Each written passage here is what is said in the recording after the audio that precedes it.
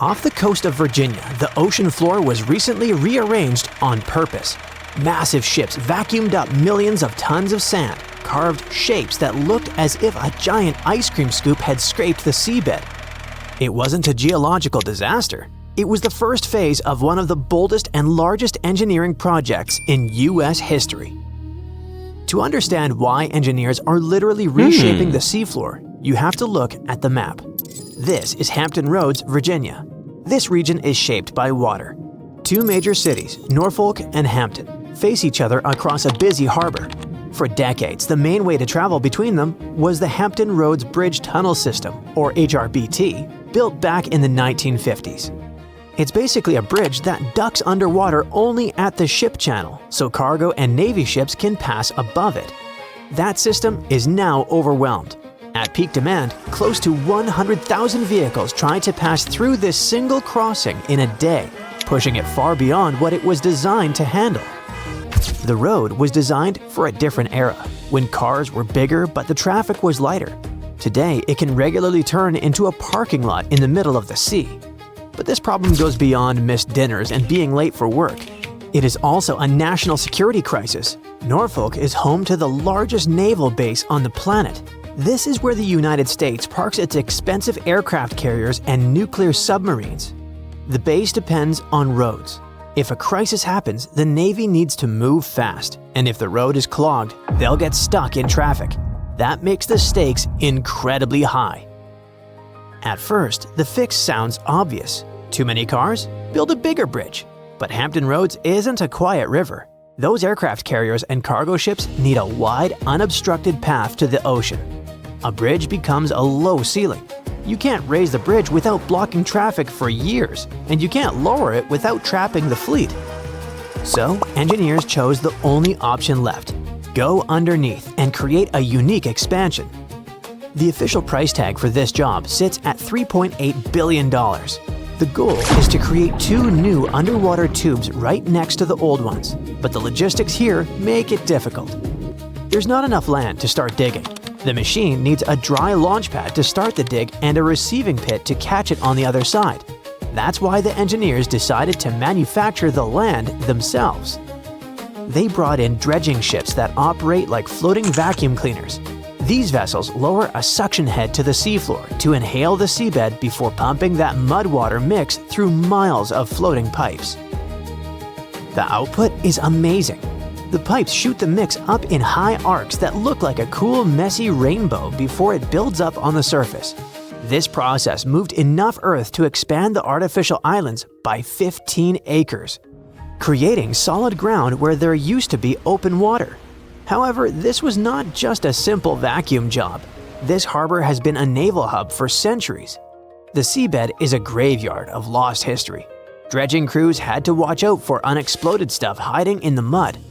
We're talking about discarded explosives from centuries ago. Sucking something like that into a high-pressure pipe is a quick way to ruin the schedule. Once that new land was solid enough to stand on, the construction team needed a mechanical beast capable of eating through it. That's why they brought in a huge worm-like machine called Mary. Mary is way more than just a supergiant drill. She is a factory on wheels that stretches longer than a football field and weighs over 9 million pounds, roughly the weight of stacking 9 fully loaded jumbo jets on top of each other. At the front of the machine sits a massive cutter head, 46 feet wide, covered in steel teeth that spin to chew through the soil while the rest of the machine builds the tunnel behind it. Building a machine this large costs $70 million. And she had to be shipped from Germany in pieces just to reach the job site. But the coolest part of this machine isn't the steel. It's the human element inside it. Those cutting teeth don't last forever. Grinding through wet sand and silt wears them down, and eventually, someone has to go in and change them. You can't just crack open a hatch down there. You're deep under the harbor with tons of water and mud pressing in from every direction. Instead, crews work inside sealed, pressurized sections of the machine. Many of the tools can be reached from inside the TBM itself, but it's still tight, loud, and unforgiving. Every move has to be planned. Systems have to stay carefully controlled. The work is slow, deliberate, and tightly monitored because mistakes here are expensive and dangerous. Digging with Mary was a dangerous balancing act. The ground under the harbor isn't solid rock. It's soft, wet silt that behaves like toothpaste. This created a constant nightmare for the pilots driving the machine. If Mary pushed forward too fast, she would over-excavate, meaning she would suck in too much dirt. This creates a void underground that travels up to the surface. On land, that makes a pothole. In the ocean, it creates a massive sinkhole that could swallow the water above and flood the tunnel. But if she moved too slowly, the sheer weight of the Atlantic Ocean would crush the tunnel face inward. To stop the ocean from winning, Mary used a pressurized slurry shield to push back against the mud, keeping the tunnel face stable while her cutters chewed forward. As she advanced, robotic arms installed concrete rings behind her, turning a hole in the mud into a rigid, waterproof tube in seconds. Steering her was another headache. Mary had no windshield. The pilots were driving blind through the dark. They had to rely on lasers and computers to navigate a strict curve deep underground. They had to hit a tiny target miles away. If they drifted off course by even a few inches, the tunnel wouldn't connect, and the project would be a failure. Mary launched in 2023, and despite all the challenges, after 29 months, she made her final breakthrough in September 2025. While it feels like the finish line, it's really the end of just one phase. Boring the tunnel creates the hollow space, but crews still have to build the tunnel's nervous system. They are currently installing the roadway, power, and lighting. But the most critical piece of tech is invisible to most drivers. It's the ventilation. The biggest danger in an underwater tunnel isn't a leak, it's fire. If a car catches fire deep underground, the smoke has nowhere to go. To solve this, engineers are installing massive jet fans that look like aircraft engines strapped to the ceiling. In an emergency, these fans spin up to hurricane speeds to suck the smoke out and push fresh air in, keeping the escape routes clear. It takes all this complex tech to make an underwater tube feel like a normal drive rather than a survival mission. But the transformation isn't just happening underwater. Above the surface, crews are rebuilding miles of highway to connect the new tubes to the rest of the world. When the sand settles and the ribbon is finally cut, the landscape of Virginia will look deceptively similar. The water will still be there, the ships will still sail, but underneath the surface, the dynamic of the region will have fundamentally shifted. For the commuter, it means getting out of the traffic jam. For the Pentagon, it means the assurance that the Atlantic Fleet is never boxed in. But for the engineers, this project is a testament to something bigger. It's proof that not only we can build structures over obstacles, but we can also successfully transform the Earth to fit our needs. Engineers moved islands, vacuumed the seafloor, and bored through miles of unstable slime to create a path where nature never intended one to be. It's a fight against geology and a massive investment in national security. But in Hampton Roads, where the ocean meets the asphalt, it proves that the map is only permanent until it's time for another redraw. Have you heard of Thacker Pass in Nevada? Probably not, but you should. There's something so valuable here that the US government invested around $2.26 billion to get it. No, it's not oil. That's a bit old-fashioned, huh? It's lithium, the lifeblood of electric vehicles, smartphones, and renewable energy storage. White gold, so to speak. And successfully mining it out from Thacker Pass could maybe reshuffle the global balance of power. But first of all, why here? Why Thacker Pass? Well, it sits on the edge of something called the McDermott Caldera. Millions of years ago, a supervolcano blew. The ground collapsed into a giant crater. Over time, water collected inside it, forming a shallow lake. Volcanic ash and rock from the surrounding cliffs slowly eroded into the lakebed, carrying with them all kinds of minerals, including lithium. As the lake dried up, those minerals stayed behind, building up thick layers of lithium-rich clay. And for decades, it just sat there, untouched. But now, with interest in electric vehicles being at an all-time high, this area in Nevada has suddenly become one of the most important pieces on the energy chessboard. Lithium ions are tiny, fast, really good at carrying electric charge inside a battery. Think of it like a game of ping pong happening in there. When you charge your phone or laptop, lithium ions zip from one side of the battery to the other. When you use your device, they bounce back the other way, creating the power that keeps your screen glowing. But the best part is that this process can go on for a very long time. Sometimes 15 years or even longer. That's why lithium is perfect for things we charge over and over, like smartphones, laptops, electric cars, and even huge power grids. Other metals? They're often heavier, slower, or wear out faster. Lithium's lightweight, fast-moving nature and incredible efficiency make it the go-to choice for our modern, always-on world. Right now, the world can't get enough lithium. Thanks to the electric vehicle boom and the global push for clean energy, demand is skyrocketing. In just the last year, global lithium use jumped by nearly 25%, and the curve is only going up. By 2030, demand could quadruple, and it's only going up from there. Electric vehicles are driving most of this. Around 85% of all lithium produced ends up in batteries, mostly for EVs. And with gas cars on the way out, every automaker is scrambling to lock in their lithium supply. But it's not just cars. We also need lithium for smartphones, laptops, smartwatches, tablets, power tools, drones, and backup power storage for homes and cities. No more stretching long cables over your yard as you mow your lawn. And let's not forget battery farms being built next to solar and wind farms. All of them rely on lithium to store excess energy when the sun isn't shining or the wind isn't blowing. So the problem is, we're going to need a lot more lithium than we're currently producing. But that's not the only issue. Even if a country has lithium in the ground, that doesn't mean it controls the battery supply chain. Mining is just the first step. Then, lithium has to be processed into battery-grade material. And right now, China dominates that stage, refining around 70% of the world's supply. When the US, Chile, or Australia digs it up, it often ends up in Chinese facilities before reaching a battery factory. That's a strategic weak spot. If global trade gets disrupted because of geopolitics, shipping, or any other reason, the whole clean energy transition slows down. It's kind of like growing our own coffee beans but needing someone else to roast and brew them. You're still dependent, just at a different point in the process. That's why the US isn't just after more lithium. It wants the entire process, from mining to battery production, to happen right here at home. And Thacker Pass could be a big piece of that puzzle. With a $2.6 billion loan from the federal government, this isn't just a mining site. It's a test run for bringing important energy operations back to the US. If it goes well, America won't just be catching up.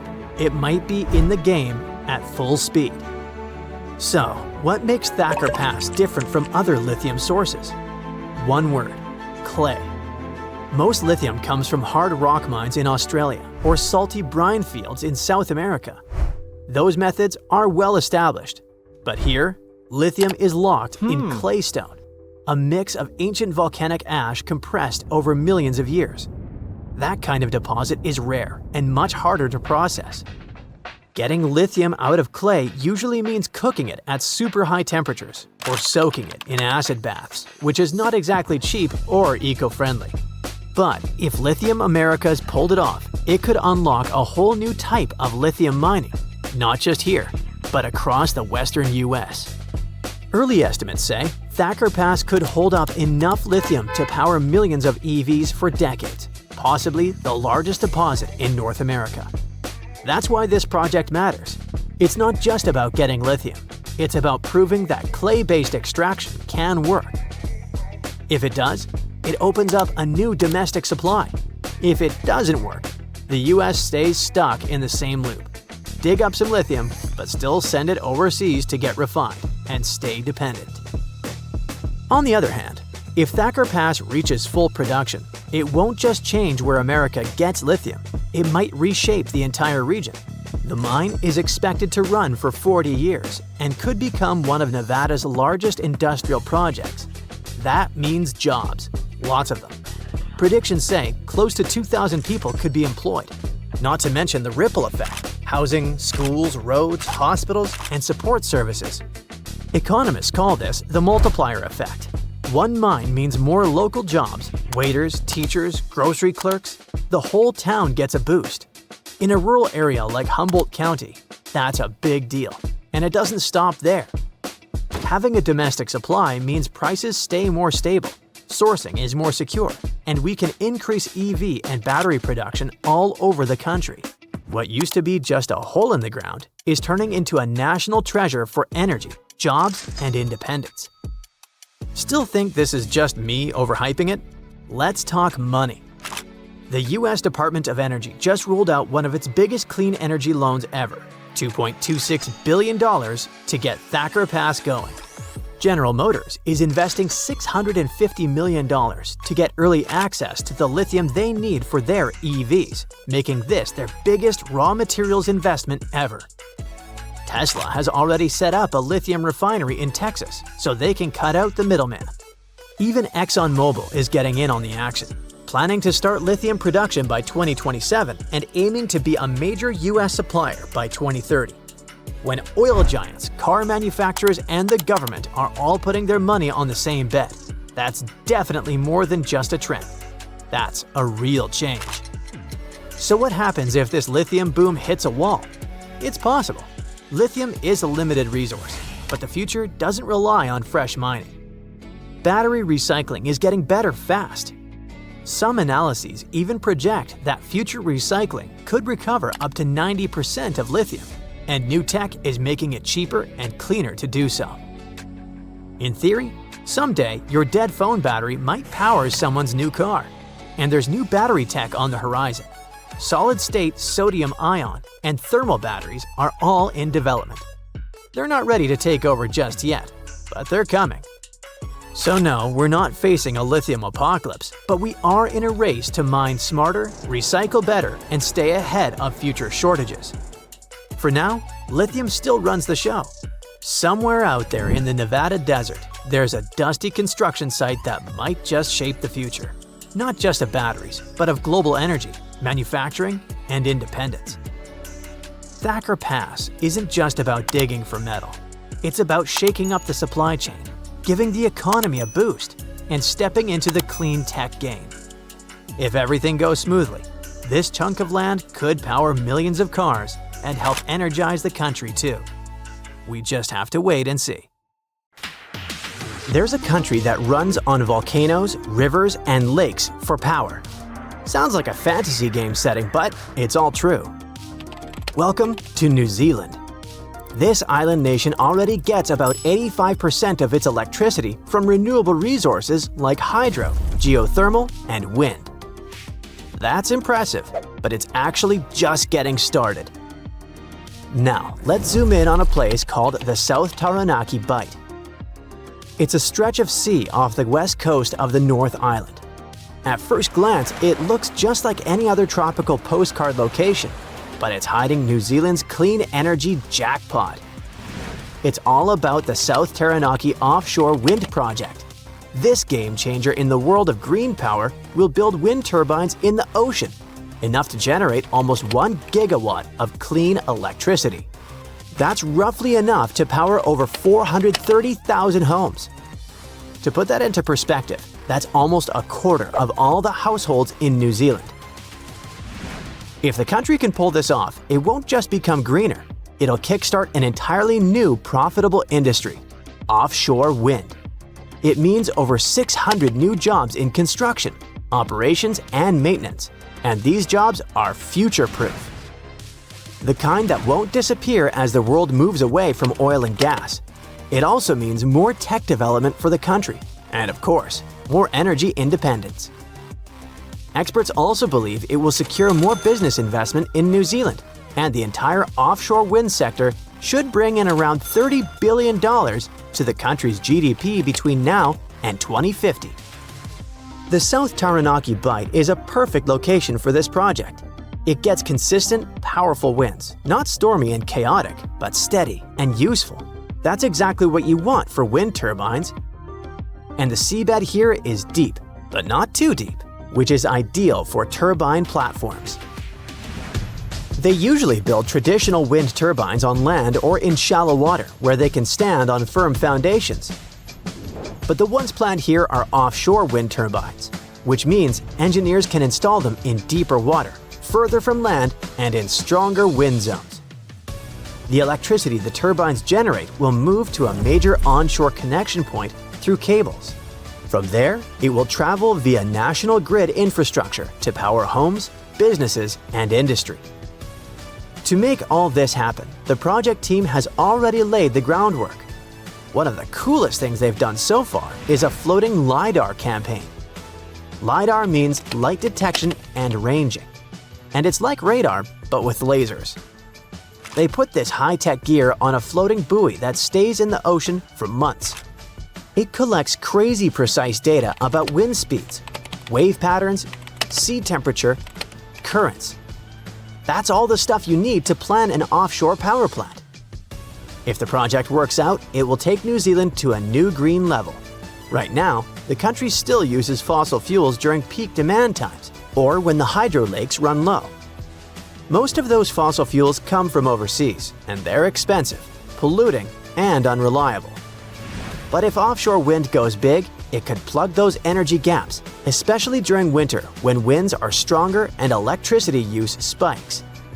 And if New Zealand produces more clean energy than it needs, it could start exporting it as green hydrogen. It's hydrogen made from water using renewable electricity, which is really healthy for our planet. The South Taranaki offshore wind project, if all goes well, will be more than a local win. It'll be a blueprint, a model other regions of New Zealand could follow. There are wind-rich areas all around the country's coastline, and floating offshore technology makes them more accessible than ever. Some scientists believe New Zealand could build up to 8 gigawatts of offshore wind by 2050. That's 8 times what's being planned in Taranaki right now. Imagine what that could do. Clean energy for the whole country, plus exports, plus global leadership in a brand new industry. Of course, it's not all smooth sailing, and there are some challenges on the way. First, there's marine life. Any large ocean project needs to be careful about how it affects whales, dolphins, fish, and seabirds. That's why scientists are studying marine baseline in the early planning stages to map out the local ecosystem and avoid any harm to it. They've already started this process in the Taranaki Bight and are gathering information so turbines can be placed where they'll do the least damage. There's also a high cost. Offshore wind is more expensive than onshore right now, but costs are dropping as the tech improves and scales up. Plus, the long-term benefits, cleaner air, local jobs, energy security, make it worth it. And then there are potential problems with authorities, local tribes, iwi, and the community. They all must support the project for it to become a reality, and it's not always working out. For example, when a 34-page review article about the risks of the wind farms for the environment came out, local authorities were reviewing it. But if everything goes well, construction in the South Taranaki Bight could begin in the late 2020s. Iceland is a great example of a country where green, renewable energy works and rules. 9 out of 10 homes in this country stay warm thanks to underground geothermal heat. Thanks to its wild geology with volcanoes, hot springs, and glaciers, Iceland is packed with natural energy. It sits right on a super active part of the Earth's crust, where 2 tectonic plates meet. That's why it has so much geothermal power and hot water just bubbles up from below. Glaciers cover 11% of the country, and when they melt in the warmer months, they feed rivers that flow down from the mountains. That water's energy is turned into hydropower. Plus, Iceland also has lots of wind power potential. They just haven't tapped into it much yet. The only major thing still using fossil fuels in Iceland is transport, like cars and planes. But it wasn't always this way. Not long ago, Iceland relied mostly on imported oil and coal, especially before the 1970s. Back then, they mostly used geothermal energy for bathing and washing clothes. The change came when oil prices went up like crazy, and Iceland realized importing fuel was just too risky and expensive. The country needed its own stable, affordable energy. One farmer figured out how to use natural hot water to heat his home. Local communities followed his lead, and soon towns were drilling deeper underground to get even hotter water. That hot water then went through pipes around neighborhoods and heated entire towns. It worked so well that the authorities set up a special fund to give out loans for geothermal drilling. Others started building small hydro plants. By 1950, Iceland had over 500 tiny hydropower stations powering farms and villages. Later, the authorities stepped in again to attract big international companies. If Iceland could offer cheap green power, maybe new industries would move in, create jobs, and help grow the economy. That plan worked, and it also helped build a country-wide power grid. And it was all possible, not just because Iceland has amazing natural resources, but also thanks to teamwork of the authorities and regular citizens. A lot of countries today face the same problems. Nepal, for example, has tons of hydropower potential, but needs investment. Countries in East Africa have loads of underground geothermal energy, but not enough training or tech to use it. Iceland has been sharing what they know for decades. Since 1979, over 1,000 people from other countries have gone there to study geothermal energy. Icelandic companies have helped build geothermal systems in more than 50 countries, including the world's biggest one in China, which now heats homes for over 1 million people. And you don't even need volcanoes to use geothermal energy. New technology means you can use lower temperatures to heat and cool buildings. Paris, for example, has one of Europe's largest geothermal heating systems. Around 25% of Europeans live in places where this tech could work. Deep under Tennessee, massive worm-like drills are about to carve out a tunnel that should turn an hour-long traffic headache into a 10-minute joyride. It could be one of the craziest US tunneling experiments in decades. But on the other side of the planet, Europe and Asia are actively testing the Hyperloop, the vacuum tube technology that seems out of this world. These are two totally different ideas, but they have the same goal: to make sci-fi travel a reality. For the first vision of the future, we have to focus on Nashville. The story here is about a blueprint for something called the Music City Loop. It's a proposal for a private paved underground highway meant for Tesla vehicles. The whole idea is point-to-point travel. You get in, pick a destination, and go straight there without stopping at every station. You can already ride a limited version in Las Vegas around the convention center. Nashville is supposed to be the city-scale test. The proposal is a direct underground link between Nashville International Airport and downtown. The new transit system is supposed to reduce a 9-mile, 40-minute trip to just around 8 minutes. If they pull this off, the experience should be truly futuristic. You hop in a car at the terminal, drop into a tunnel barely wider than the vehicle itself, and shoot through a pressurized tube. You bypass the gridlock, ignore the stoplights, and arrive at your hotel before people on the surface have even merged onto the highway. That all sounds amazing, but how close are we to this reality? The technology technically exists, but it has some massive issues. The system in Vegas is simple and it uses real drivers. To hit that 8-minute promise in Nashville, the cars can't be driven by humans. They'd have to drive themselves bumper to bumper at highway speeds inside a tunnel barely wider than the car. In a space that tight, human reflexes aren't fast enough. One hesitation or malfunction and the entire system turns into a traffic cork. So we need automated driving systems or really cool robots. But before we worry about AI-driven vehicles, there's one other issue. The real problem isn't the tunnel, it's the ground itself. Large parts of Tennessee sit on limestone, a rock that slowly dissolves like a sugar cube in water. Over time, that turns solid ground into something closer to Swiss cheese, filled with hidden caves and empty pockets. That's a problem for any tunneling project here. When a drill hits one of these hidden voids, it doesn't just slow down. It can suddenly break into the open air. Water can rush in. the machine can lose support beneath it. Tunneling here becomes a real-life game of Minesweeper. One unfortunate turn and the machine can fail and sink. Even worse, the collapse can travel upward, opening a sinkhole at the surface, right in the middle of a busy city street. But if the ground is this dangerous, why build this in Tennessee? The reason is simple. Nashville is in the middle of a massive traffic crisis. It's one of the fastest growing cities in America, and the surface roads are already at their breaking point. The city is desperate enough to try anything, even if it means drilling through a geological minefield. Engineers see Tennessee as the ultimate final boss for tunneling. If they can prove that this high-speed system works in limestone full of hidden caves, they can prove it works anywhere on Earth. It's a high-stakes bet. Solve Nashville's gridlock or watch a multi-billion-dollar project disappear into a sinkhole.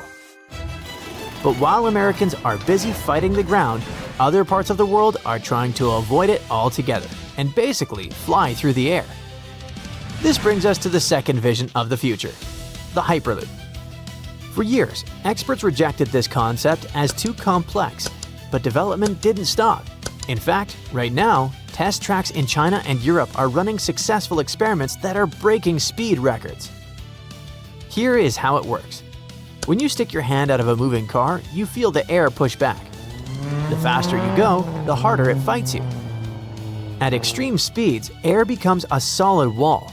That invisible wall is what limits how fast trains and planes can go. The Hyperloop solves this by cheating. You build a sealed tube, suck all the air out to create a vacuum, and levitate a pod inside using magnets. With almost no air and no wheel friction, the pod doesn't really roll anymore. It glides through the tube. China is currently leading this race. A state-owned contractor recently sent a pod through a low-vacuum tube at 387 miles per hour. That's faster than the Shanghai Maglev, the fastest train in commercial service. And they aren't stopping there. The goal is to hit airplane-like speeds. But achieving those high-speed numbers isn't what's holding this technology back. For a long time, Hyperloop could only go straight, so networks were impossible. However, recently, engineers in the Netherlands found a way to switch lanes in a vacuum tube, bending what was once a single highway into a blueprint for a continent-spanning web of travel. It might sound like a small thing, but it's a major breakthrough for the whole industry. The European side has big ambitions. They're sketching out a massive network that looks like a subway map stretched across an entire continent. The goal is a web of vacuum tubes spanning more than 15,000 miles and linking around 130 major cities. The idea is to make short airplane flights unnecessary. You could live in Berlin and work in Paris and travel from place to place quicker than dealing with a downtown rush hour. In Switzerland, they're testing something called the Infinite Loop, a circular track that works like a hamster wheel for the pod, letting engineers simulate long-distance travel without building a massive straight tube. India is also building its own test tubes with plans aimed at connecting large cities like Mumbai and Pune and turning a miserable 3-hour drive into a 25-minute trip. It all sounds like the future is already here, but there's a reason we don't see hyperpooling pods around already. The engineering problems are huge. One of the biggest problems is the sun. When metal heats up, it expands, and over hundreds of miles, even sunlight can make a steel tube stretch. That's a serious issue when you're trying to keep a pod zooming through a perfectly aligned tube at super high speeds. Engineers basically have to create flexible sections that let the tube move without messing up the vacuum seal. And then there's safety. A Hyperloop tube is basically a spaceship stretched across the ground. Inside, there is almost no air. Outside, normal atmospheric pressure is constantly trying to find its way in. If the tube is damaged by an accident, a structural failure, or even debris, the air does not slowly leak inside. It explodes inward. That sudden rush creates a pressure wave that races down the tube and slams into everything in its path, including the pod itself. That's why Hyperloop safety has more in common with spacecraft engineering than traditional rail. Failure here is not gradual, it's instant. So who's more likely to win this battle in the near future? In the short term, the tunnel approach is more likely to win. It's still cars and tunnels, just faster. Even if the plan gets scaled back, parts of it can still be built and used, which makes it way more likely to show up first. Hyperloop is the opposite. The payoff is bigger, but it depends on multiple hard problems being solved at the same time. Perfect vacuum tubes, reliable switching, and safety systems that can handle worst-case failures. One weak link can shut the whole thing down, so it's harder to roll out quickly. Either one could change how we travel. Either way, the goal is simple: kill the commute. So what would you trust more, a deep tunnel carved through rock or a vacuum tube above ground?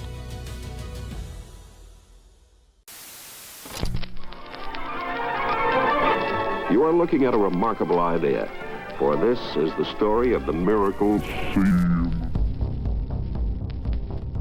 This massive lake in California is worth $540 billion, as it holds enough lithium to power over 30 trillion iPhones. That's way more than experts predicted, making it one of the biggest lithium reserves ever.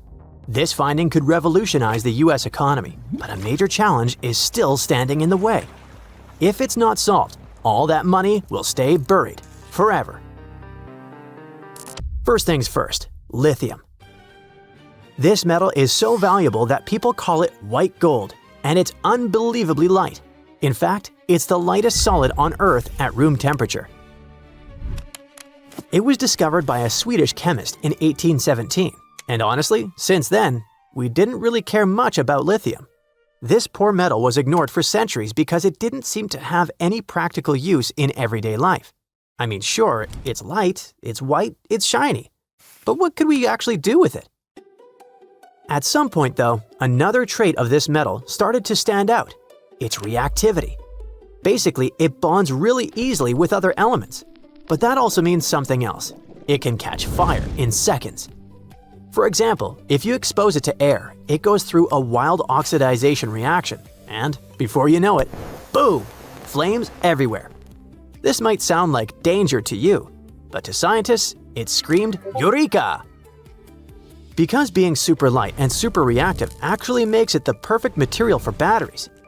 And you get why that's a big deal nowadays, right? Batteries power almost everything around us, like smartphones, cars, and even small airplanes. Since everyone suddenly wants lithium, demand has skyrocketed, and it's not slowing down anytime soon. Back in 2021, for example, the world produced about 540,000 tons of it. But by 2030, predictions say demand could soar past 3 million tons. And here's the problem: lithium is a finite resource. There are only about 100 lithium mines in the world, mostly in Australia, Chile, and China. Sure, supply is expected to grow, but demand is climbing much faster. That means we could be facing a shortage soon. Lithium mines can keep up with today's demand, but they won't be able to do that for many more years. So that's why finding new lithium reserves today is basically like winning the lottery. In this case, the United States is one of the lucky winners. First, there's the Thacker Pass mine. This spot in Nevada might hold the largest untapped lithium reserves on the planet. To put it in perspective, some estimates say it could supply up to 1/4 of the world's lithium demand. We're talking as much as 40 million tons of this precious metal, and that might be worth over $500 billion. Right there, they'll be extracting lithium from clay. This might be challenging, since this process has never been done on such a huge scale before, but it's doable. A couple of years ago, the United States found another big win in the lithium game: the Salton Sea. This is a huge, shallow lake located in Southern California's Imperial County. At first, they announced that this spot could hold over 3.4 million tons of lithium underground. That would be enough to make more than 375 million batteries for electric vehicles. That was already huge. But then, more recently, specialists realized they had made a mistake. Actually, a good mistake. The amount of lithium there is likely much, much higher. It could hold 18 million tons of it. Now, The Salton Sea is being considered the 5th largest lithium deposit in the world. This could be a real game changer. The United States is betting big on this mineral, hoping it'll help keep the country's economy strong for decades to come. So, finding this second big source of lithium was a huge relief. It means America is one step closer to relying less on other countries. And, by the way, most of its lithium right now comes from Chile. We refer to as the Saudi Arabia of lithium. Of course, California is thrilled about this, seeing it as a potential economic windfall. The region is already being called the Saudi Arabia of lithium, or Lithium Valley, because of its potential to dominate the battery supply chain. And if it works out, it'll be a huge benefit for the state. Apparently, authorities plan to use 80% of the money from lithium extraction for local development and infrastructure. The idea is to upgrade roads, schools, and other public services. That could create a lot of new jobs for Imperial County, which is considered one of California's poorest regions. Big question: if the lithium is hiding under the lake, can they even get it out? Well, yes, at least in theory. There are two main ways companies usually extract lithium. The first is the old-school method, open pit mining, where the rock is dug up, crushed, and processed. That's what they do at Thacker Pass, for example. They use massive hydraulic shovels to dig the metal out of the clay. Then there are evaporation ponds. Here, they pump lithium-rich brine to the surface and let the water evaporate, leaving the metal behind. The problem with both methods is that they use tons of water and can cause a lot of contamination and waste. At the Salton Sea in California, things work a little differently. Instead of giant pits or evaporation ponds, companies are using the area's natural geothermal power to pull it out in a cleaner way. This method is called direct lithium extraction. And here's how it works. Near the lake, there are already 11 geothermal power plants that pump up super hot mineral-rich brine from underground. Normally, that brine is just used to make steam, which spins turbines to generate electricity. But now, companies are figuring out how to pull the lithium out of that same brine before sending it back underground. Since they're already pumping the brine for energy, collecting the lithium doesn't need any extra digging or big ponds. So it avoids most of the water waste and pollution you get with old methods. It's like getting clean energy and battery materials at the same time, but with way less impact on the environment. This method sounds brilliant and totally doable, but it also comes with challenges that won't be easy to overcome.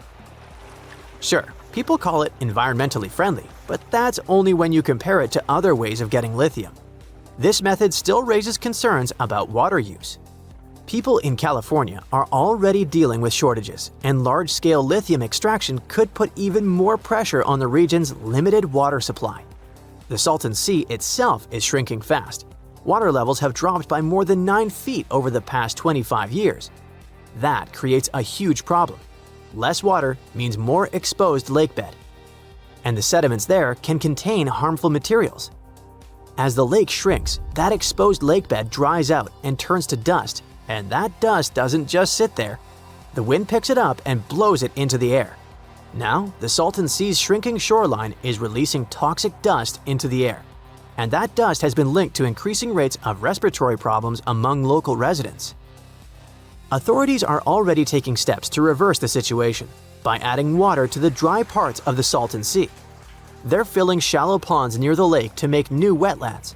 Their goal is to create a safe habitat for fish and birds, and to help keep that toxic dust under control. Some people worry that digging up all this white gold could make the Salton Sea shrink even faster and undo years of restoration work. For now, studies show geothermal plants only use about 4% of the region's water supply, but researchers still don't know if expanding these operations could end up making the water problem worse. So, what happens next? It's too soon to say, but one thing's for sure, we will need a lot more research to understand what this all means, not just for the Salton Sea, but for the future of the US economy. This area might just be the most important spot in America right now, as it is worth over $1 trillion. There's something incredibly valuable hidden right here at Thacker Pass, and it is going to shake things up, not just in Nevada, but in the US economy and its global relations. The McDermott Caldera is a massive area, about 28 miles long by 22 miles wide, stretching across northern Nevada and southern Oregon. It's in Humboldt County, a quiet, rural place with just one main city that's going to change a lot in the next 5 to 10 years. That's because they found white gold there. We're talking about lithium. And to explain why this metal is so important, we need a scale. On one side, we place a chunk of lithium, and on the other, an apple. What do you think will happen? If both have the same volume, the scale is going to tip toward the apple. That's because lithium is super light. Its density is about 0.3 ounces per cubic inch, which makes it the lightest solid you can find at room temperature. Lithium is also extremely reactive.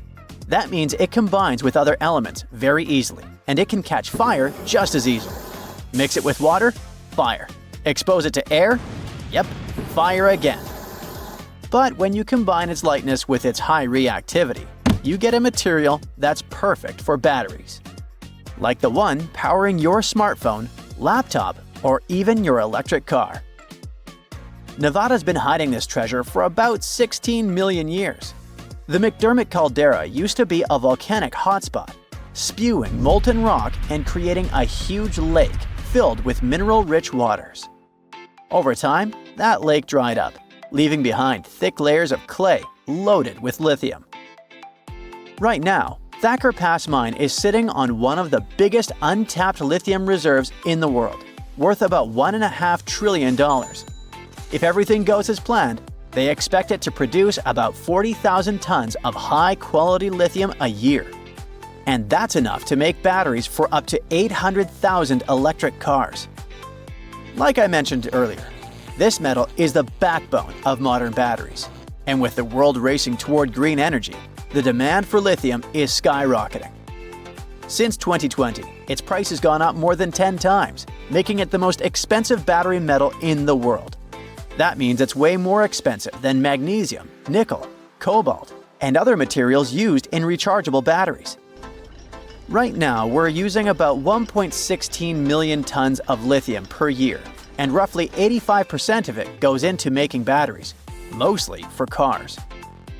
Between 2030 and 2040, experts think we will need to double the money we're putting into production, from $94 billion to $188 billion. At the same time, investment in batteries will jump by over 200%, reaching $686 billion. Finally, by 2050, the demand for lithium is expected to be more than 10 times higher than what we're producing now. Sorry, I know that's a lot of numbers, but I just want to show how important Thacker Pass will be for the whole world. This mine is going to be key to keeping everything running. I mean, literally, since most of the future demand will be for things like cars, electric bikes, scooters, and renewable energy storage. Nevada could also be the epicenter of a global energy revolution, with the US aiming to cut pollution by 50% by 2030. A big part of that is replacing gas-powered vehicles with electric ones. And to make that happen, America is going to need a whole lot more lithium than it's producing right now. Nowadays, most of the metal used in the United States come from countries like Chile and Argentina. So if America wants to be a leader in this market, it really needs to invest more and more in projects like Thacker Pass. But there's another challenge. Finding lithium in a mine is one thing, but refining it is another story. Just like diamonds are carefully cut and shaped to bring out their sparkle and sold in rings and necklaces, something similar needs to be done with lithium. The raw material that comes from the mines has to be refined into a pure form that can actually be used in things like batteries. And China pretty much dominates this part of the market, and they're responsible for about 75% of global lithium-ion battery production. In other words, it doesn't matter if a country finds this powerful metal on its land. It will probably still need China to help refine it. So, the US is eager to strengthen its supply chain. In fact, they're so excited about this possibility that authorities have invested over $2 billion in loans into the Nevada project. Because of that, Thacker Pass could make the U.S. a leader in lithium production worldwide. If their estimates are right, the McDermott caldera could hold nearly half of the world's known lithium reserves. It would almost double the reserves found in Bolivia's salt flats, for example, which used to hold the record for the world's largest deposit. This discovery is about to change Humboldt County for good. Those quiet streets surrounded by nature will never feel the same again. The mine will need about 2,000 workers who will probably move there from other cities. Those workers will need houses, hospitals, schools for their kids, and all the necessary services. Do you see how it's like a ripple effect? For every person hired to work on the project during construction, 6 more people will get hired in the state to support them. Thacker Pass is also going to have a huge impact on the economy, not just in Nevada, but all across the country. People expect the mine to be active for 35 years, and each year it's expected to generate over $2 billion. But here's the thing. In Thacker Pass, they'll be extracting lithium from clay, and this process has never been done on such a huge scale before. So it's kind of a hit or miss. But if it works, it could completely change the industry. Big question. Who's interested in all this? Well, we've got 3 big companies eyeing the lithium market in the US.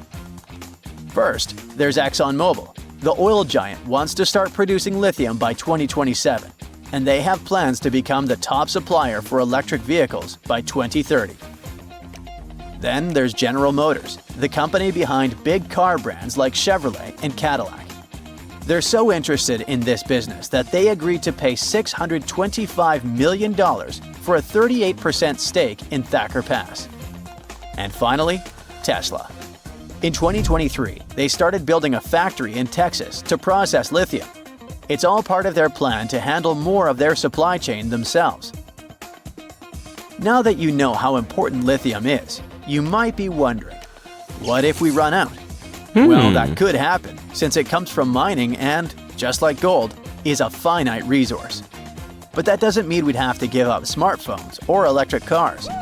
If we ever run out of this metal, we'd probably find new ways to produce batteries. In fact, some experts think thermal batteries could be the next big thing. They store extra energy from renewable resources like wind or solar power, which are very cheap. So they represent a new way of storing energy at a small fraction of the cost. Nowadays, they're primarily used for powering the production of steel, cement, and chemicals.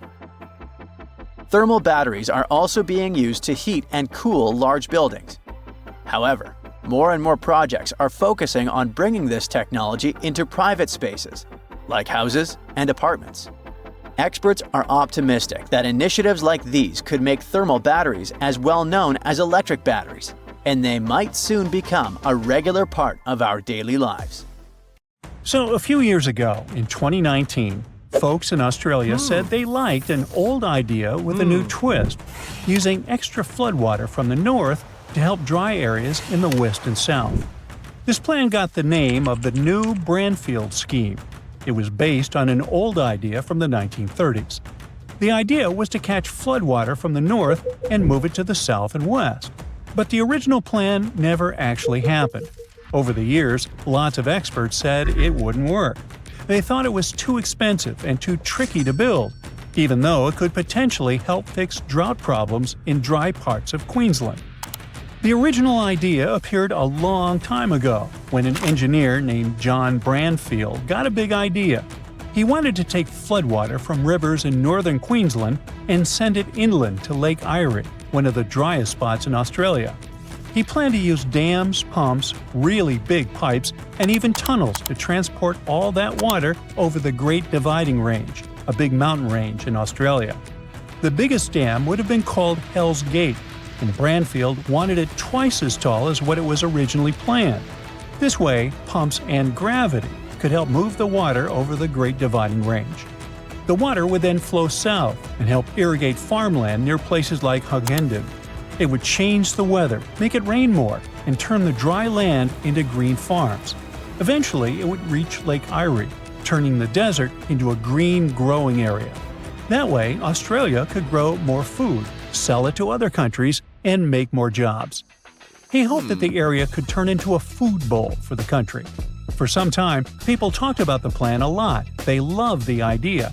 They thought it could change how farming worked. And some even believed that nature had already planned for the land to be filled with water. Dry rivers and lake beds were just waiting to be used. They even said that rains fell on the wrong side of the mountains, and Brandfield's plan could fix that. But when the authorities looked into this idea, they found big problems. And the main one was that the plan would cost too much. Plus, there weren't enough scientists or engineers to do a full investigation. The land was too dry and harsh.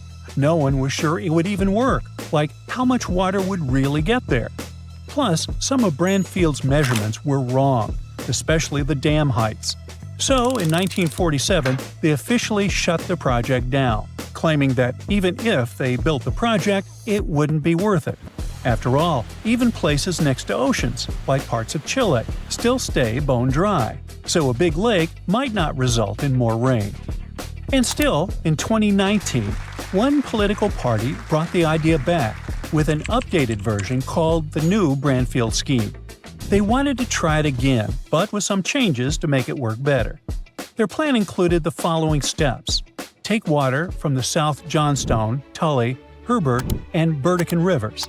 Store that water using a big dam called Hell's Gate Dam, but this time they wanted to make the dam twice as tall as in the original plan. Let the water flow through tunnels using gravity instead of using lots of pumps. Move the water under the mountains and into the Warrego River in southern Queensland. Use the water to grow crops in dry places south and west of Hughenden, a huge area even bigger than Tasmania, eventually turning it into a food bowl. At the same time, they didn't say how much the whole project would cost, but they promised to spend $20 million to let Australia's National Science Agency check if the plan could work. Those innovative ideas sounded good, but for over 80 years, loads of experts kept saying, "Nope, it won't work." Why? Brandfield said his idea would cost £40 million back in 1941. That's about $3.2 billion today. But the new version of the plan might cost more than $15 billion and take over 10 years to build. Also, people who care about nature are worried. They explain that taking water away from where it usually goes could hurt animals and plants. It might let invasive plants and animals spread to new places. It might mess up rivers and oceans, where fish and other animals live. It could even hurt towns and businesses near the coast that depend on those natural water flows. Still, some people really believed in the idea and thought it was worth doing, especially to help farmers and fix drought problems. However, in 2022, the government decided to stop trying to fix the drought in western Queensland with the Brandfield Scheme. Experts looked closely at the plan and said it just wouldn't work. The problem? There's not enough water all the time to make it happen. Apparently, the new cost of the plan would have been over $30 billion. That's a huge amount of money. You could buy yourself a fleet of private jets and luxurious yachts, and more. So experts said you'd need lots and lots of water to spend that kind of money, but the water just isn't there. Now, instead of one huge project, they suggested doing smaller water projects closer to where the rain and waterfalls are. These smaller projects, called mini Brandfield grids, would be in 4 places along the Queensland coast. Those little grids could share water when some places had more or less rain. Other scientists looked at the plan too, and they agreed. Even if things went super well, the Brandfield scheme would still cause problems and cost way too much, while the mini water grids project looks more plausible. They think the dry parts west of the mountains will do better without the full-scale Brandfield scheme. There are easier and cheaper ways to help those places grow and get water. So the big plan was dropped, and now they're looking at smarter, smaller ideas to help with water and farming. And the matter is quite urgent. Australia is a super dry place, one of the driest places people actually live in. When there's a drought, there's not much water around. That means farms don't grow as much food, and that can cause a lot of problems. In the future, droughts are likely to happen more often and be worse. That's why it's necessary to start getting ready now. Experts are working on something called the Drought Resilience Mission, trying to figure out how to deal with droughts better in the future. One of them looked at how much droughts actually cost Australia. His research shows that droughts can hurt a lot of things – farms, jobs, towns, and even the whole country. When there's no rain for a really long time, some towns can actually run out of water. That's called day zero. It's when the taps in people's houses get turned off because there's just no water left. In 2020, a town in Queensland called Stanthorpe hit day zero. About 50 other towns were really close too. When such a situation happens, the only way to get water is by bringing it in with trucks, and that's super expensive. Stanthorpe had to get around 20 trucks of water every day for a year and a half. It cost them about $800,000 every month. In the end, they spent over $14 million just to have water. Luckily, it started raining again and filled the dams back up. But the authorities are working on ways to stop this kind of thing from happening again. They want to help towns be ready so they never run out of water like that. Because drought just doesn't mess with water, it can also mess with people's health. When everything dries up, plants vanish and the soil gets loose. Then the wind picks it up and makes huge dust storms. Those dust clouds can blow really far, even into such big cities as Sydney. That's what happened in 2018. The air got so bad that kids, older people, and anyone with breathing problems had to be extremely careful. The dust ruined some crops and made different foods, even fruit, unsafe to eat. Beneath the frozen ground of the northernmost region of Finland lies a discovery with the potential to change the world's future. From nuclear energy to electric cars. These minerals make it feel like a sci-fi future is just around the corner. But, as always, it's not that simple.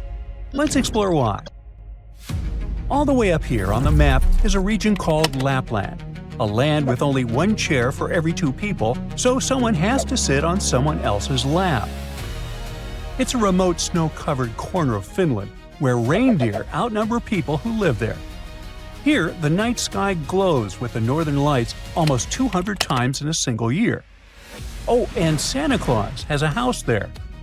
In 1985, Finland declared that Santa lives in Rovaniemi, a town just south of the Arctic Circle in Lapland. They even built Santa Claus Village, where visitors can meet with them.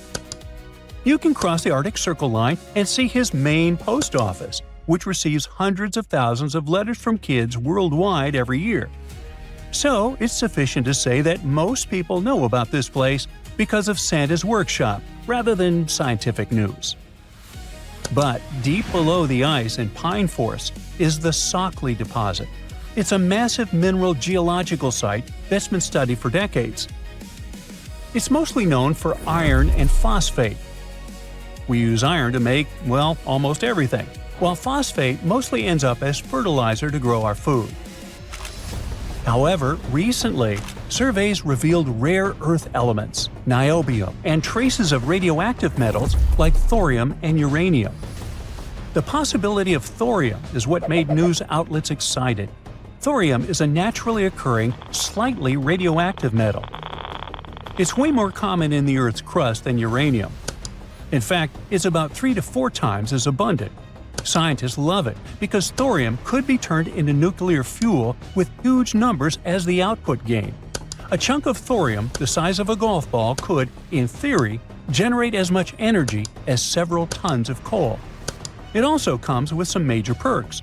Thorium reactors would produce less waste, meaning that thorium is much easier to contain and safer to use. And it even has an interesting trivia. Thorium was once used in old-fashioned gas lantern mantles because it glows when heated. And that's not all. The Sockley deposit also has other rare minerals that are critical for making magnets that go into wind turbines, electric cars, and even your smartphone. With the right investment, this single deposit could help Europe build thousands of new wind turbines or power millions of electric car batteries. So, did Finland and the entire planet just hit the geological lottery? Well, yes and no. Today, nuclear plants don't run on thorium, they run on uranium, the trusty fuel that has been powering reactors for decades. The whole system, from mining to reactor design to handling the waste, is built around uranium. It already provides around 10% of the world's electricity. In fact, in some countries, like France, it's the main source. It works, it powers millions of homes, and the industry knows exactly how to handle it. Thorium does not play by the same rules. It's not fissile, which means it cannot split and release energy on its own. Which is a fancy way of saying it needs a little help to become useful. You cannot just toss it into a regular reactor and expect magic to happen. That would be like trying to charge a Tesla by pouring gasoline into the tank. To make thorium work, you'd need different types of reactors and the system that could support them. One that's expensive, experimental, and not yet ready for prime time. So yes, Shockley's thorium looks impressive. It's full of sparkle and promise. But for now, it is staying underground, waiting for future technologies and investments. But what about those other rare earth elements? Neodymium and praseodymium might be tricky to pronounce, yes they are, but they're hiding inside almost everything these days, from earbuds to the massive MRI machines in hospitals.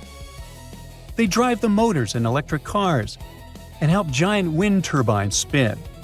In short, they're everywhere. And then there's niobium. This metal makes steel even stronger. Add a little niobium and suddenly you've got stronger, lighter alloys used in bridges and even rockets. Today, Europe imports nearly all of it, mainly from Brazil. If Shockley were developed, Finland could give Europe a homegrown supply. However, again, it's complicated. Like I mentioned, Lapland happens to be one of the most beautiful places on the entire planet. It's one of Europe's last great wildernesses, where pine forests stretch for miles. And digging up all those materials wouldn't be without consequences. Mining at this scale could ruin the landscape, upset Santa, or endanger delicate Arctic ecosystems. After all, we're talking about radioactive elements. It's not just about nature, though. Indigenous Sami communities live in Lapland, so they have a voice in what happens. It's a tricky situation that relies on more research and tech advancements. Until then, what are some other delicate places that could hide thorium? Well, thorium is not that hard to find. It's tucked away in beach sands and mountain deposits. But the coolest place to get it would be from the moon. Back in the 1990s, NASA's Lunar Prospector spacecraft mapped the lunar surface and spotted areas unusually rich in thorium.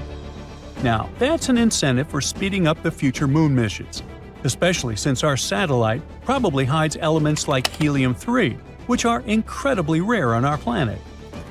Mining the moon might be a perfect solution. Big companies will certainly have way less competition. But hey, that sounds like a decent challenge for humanity, given that the moon has no atmosphere, which makes it exposed to radiation and wild temperature changes. So, we will see. Meanwhile, let's go back to Earth for another seemingly unrelated discovery. Going down to the deep ocean seabeds, scientists recently found something pretty surprising. While exploring the Pacific abyssal plains, they discovered polymetallic nodules. These are potato-sized lumps of metal that are also important for making batteries. But the cool part is that the nodules seem to be releasing oxygen into the water. Scientists call it the dark oxygen. Ooh. Normally, oxygen comes from photosynthesis, which needs sunlight to reach plants, algae, or bacteria. But down here, in total darkness, there is no sunlight. The idea is that these rocks act like tiny batteries. Their surfaces can create very small electric currents and split water into hydrogen and oxygen. Basically, these rocks might be quietly breathing oxygen all on their own. If this is true, it could change how we understand deep-sea life. Some creatures might not just rely on hydrothermal vents or food falling from above. They could be getting a secret oxygen boost from the rocks themselves. Now, research is still new, and some researchers say this oxygen could be contaminated or just too little in volume to matter. But if it's real, It means life in the abyss might have a secret oxygen supply we never even knew existed. Creepy, mysterious, and kind of amazing all at once. It also makes us wonder about life on other planets.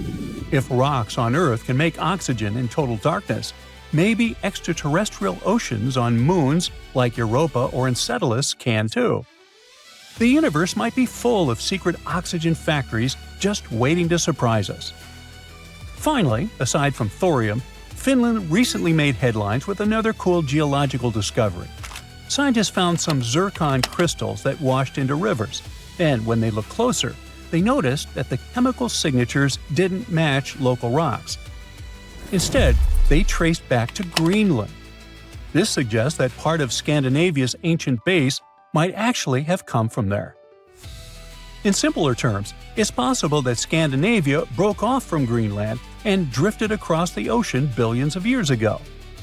This unexpected link makes the Nordic landscape a lot older and more interesting than we previously thought.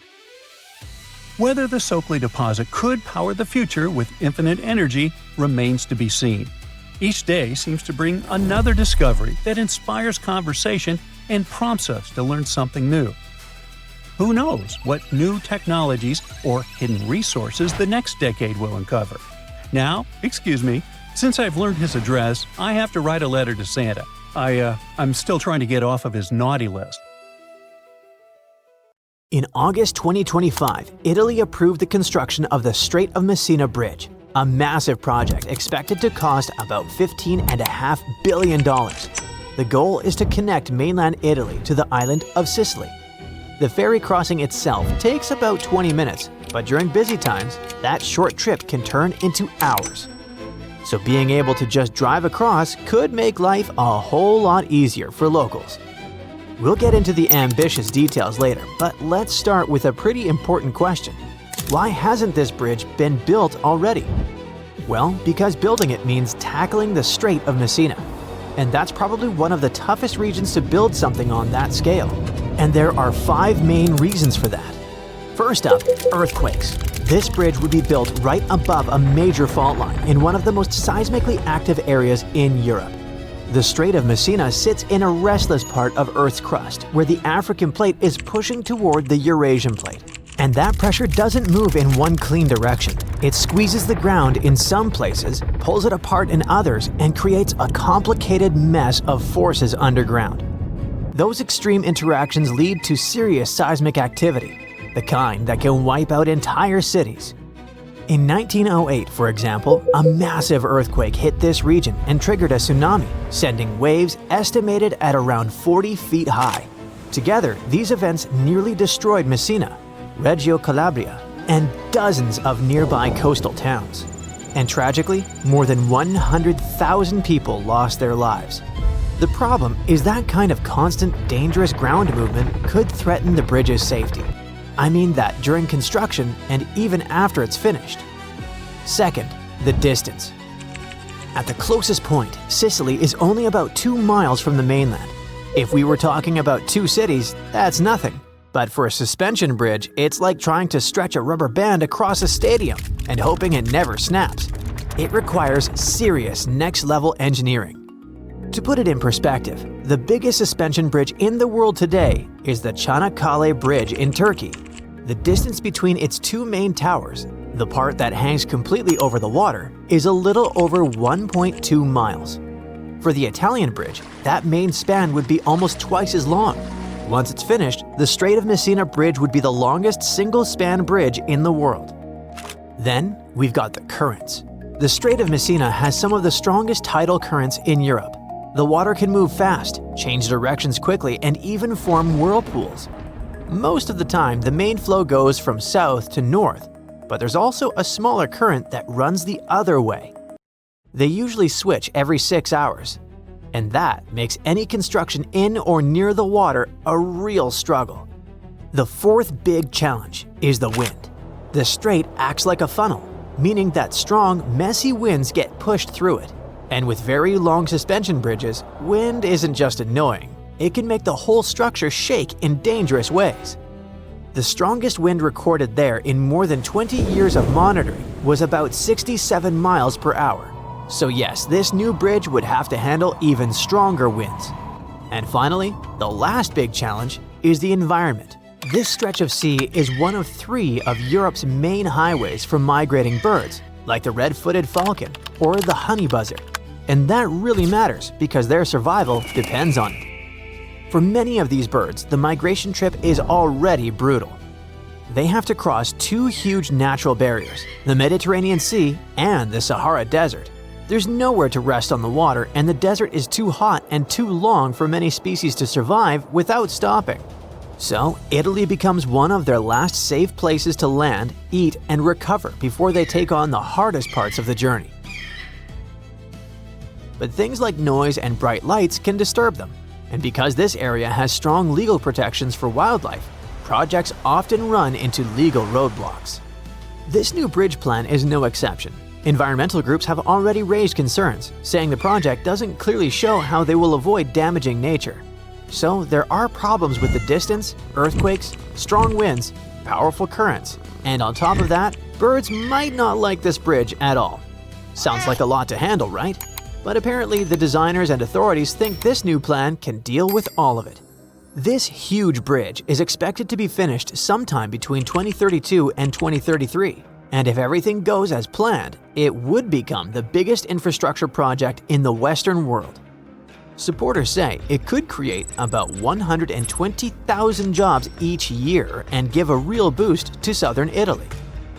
From a technical point of view, it's honestly fascinating. It will be massive. In fact, it would be the biggest suspension bridge in the world.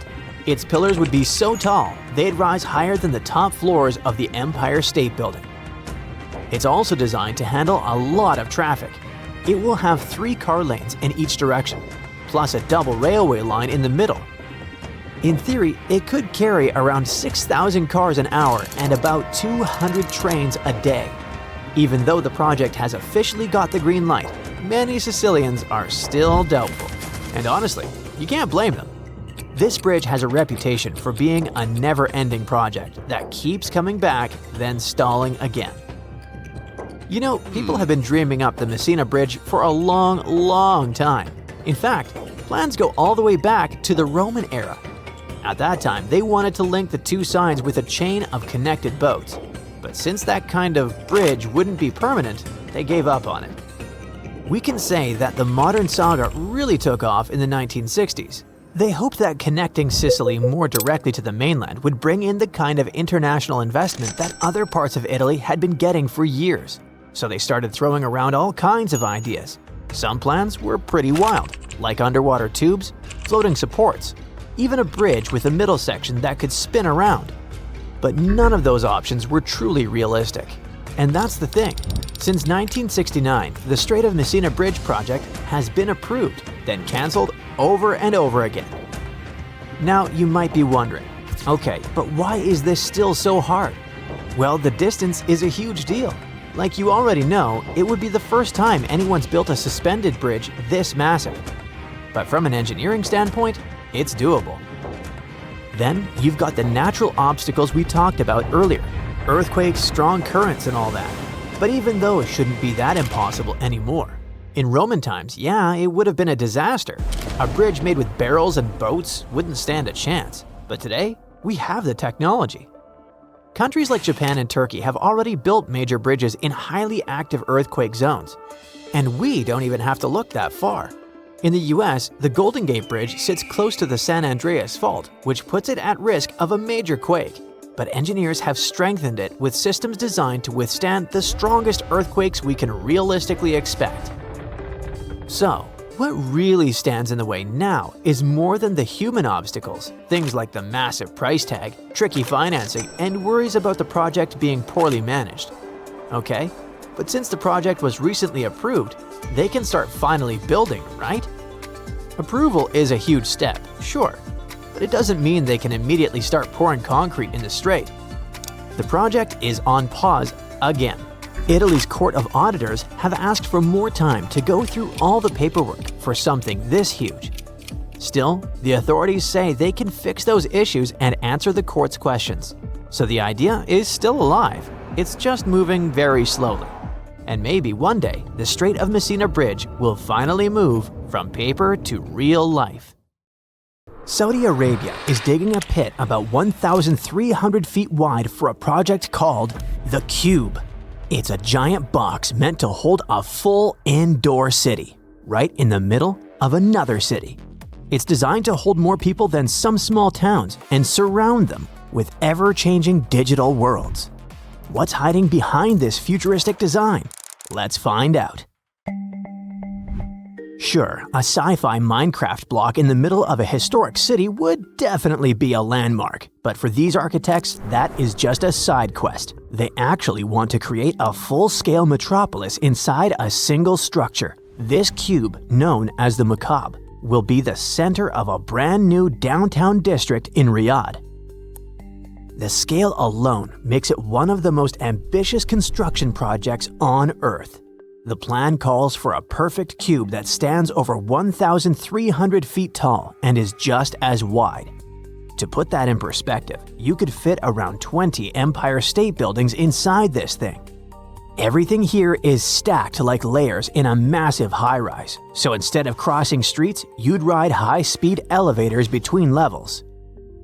Inside that box, the plan is to build a colossal hall in the center. Concept art shows the roof as a massive curved screen that can project almost anything, a blue ocean above you or a sky from another planet. If it works, walking in won't feel like entering a normal building. It might feel like stepping into a different dimension. In the middle of that big space, there's a plan for a spiral tower. It's supposed to be even taller than the Eiffel Tower and have hotels, restaurants, and movie theaters inside. If you manage to book a room there, don't expect to see regular streets out your window. Instead, you'll get a view right into a massive hall, showing whatever cool digital scene is playing at that time. Surrounding this core, the rest of the cube is organized into layers that function like neighborhoods. It's a mix of homes, workplaces, and visitor areas with museums, indoor parks, and huge shopping districts. It's also supposed to have its own internal transit system to move you around, so you never have to step outside. In theory, this single building could house around 400,000 people at the same time. Saudi Arabia isn't spending this kind of money just to collect cool drone shots. The country wants less of its future tied to oil, and more of it tied to visitors, tech companies, and big international events. New Murabba, the district around the cube, is supposed to turn Riyadh into a once-in-a-lifetime sightseeing destination. On paper, the cube works like a city-sized resort mashed together with a business district. If you live there, you sleep in the tower, work in the layers around it, and go out to parks, malls, and digital-themed worlds without ever stepping outside. For tourists, it's a giant, all-inclusive future city experience in a box. The timing is no accident. Riyadh is hosting the World Expo in 2030 and the World Cup in 2034. Millions of people will fly in with cameras in hand. If the cube is finished by then, it will instantly be on every influencer reel and every top 10 things you won't believe exist on Earth video. That's the kind of free marketing you can't buy later. This entire dream world comes with a price. The wider New Murabba project, with the cube as its centerpiece, carries an estimated cost of around $50 billion. That's the annual economy of a small country poured into one district. Early satellite images showed an empty patch of desert on the edge of the city. Later images from 2024 show a huge square crater exactly where the cube is supposed to stand.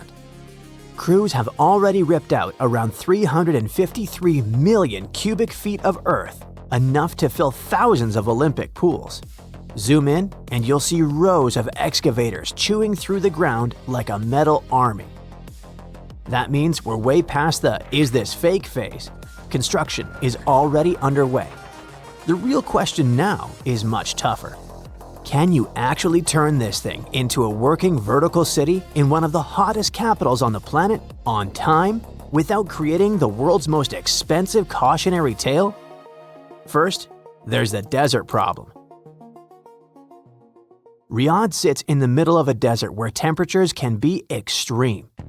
In summer, afternoon temperatures can sometimes go past 113 degrees Fahrenheit and stay there. Now, a giant sealed box sounds like a perfect way to trap heat, which is great if you want to cook vegetables, but not so great if you want a comfortable city. The architects get it, so they designed the shape to help with temperature control. Instead of a flat box, the cube is wrapped in overlapping triangular panels based on traditional Najdi patterns. These triangles break up the harsh desert sun and add more shaded surface. They also leave small gaps where air can move through. The basic idea is simple: block some sunlight to keep the inside cooler. Even with that clever shell, cooling a place like this is still a huge job. You're basically trying to air condition a small city that someone stacked upright. Every single degree outside, every sandstorm, every long summer day pushes the system harder and sends the energy bill even higher. Then there's the fake sky problem. In the concept art, the center hall looks like something out of a sci-fi game. The ceiling and parts of the walls turn into one giant curved screen, so you don't just walk into a decorated lobby. You walk into an ocean scene, or a fantasy city, or a Mars landscape that surrounds you on all sides. That kind of trick already exists in a smaller form. The Sphere in Las Vegas, for example, covers its interior with huge LED screens and throws people into moving digital worlds. The Cube wants to push that even further. Its dome would need a display that's many times larger and can give high-end results without overheating. All of this has to fit inside a very unusual building. A normal skyscraper is just a tall tower, and engineers know how to handle that. The Cube is more like a giant hollow block with a big empty space in the middle and whole neighborhoods stacked around it. It still has to stand up and hold the outer walls, plus the central tower and dome, while the inside somehow doesn't turn into a cramped maze. Then there's the people problem. On a busy day, you've got crowds moving around. In an emergency, you'll need to get them out fast. That's hard enough in a normal mall, let alone in a stacked mini city. While the Cube looks like something from another planet, the main idea isn't.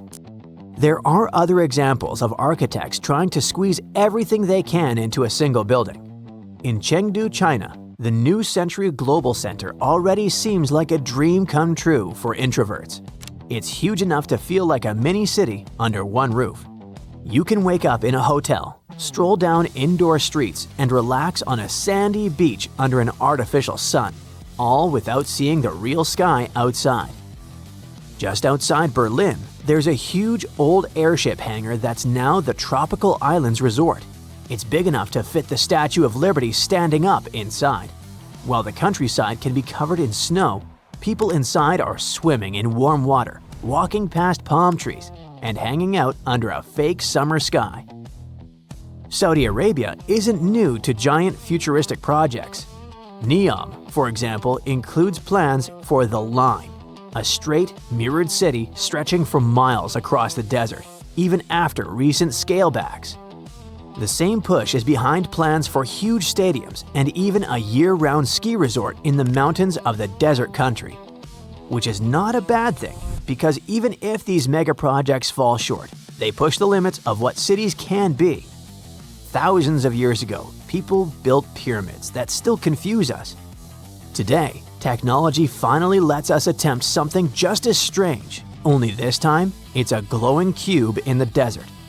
The Cube is an experiment in how far we can bend engineering and imagination at the same time. Whatever the outcome, it's guaranteed to give us some exciting photos. Did you know that India is building a megastructure visible from space? It's happening in Andhra Pradesh, a region home to 50 million people and some of the worst climates on Earth. When it rains here, it pours enough to cause massive floods. When it dries, it turns fertile ground into a wasteland. This ambitious construction is supposed to solve the issue once and for all. However, if this multi-billion-dollar project backfires, the consequences could be devastating. Let's see why. The second longest river in India is called the Godavari.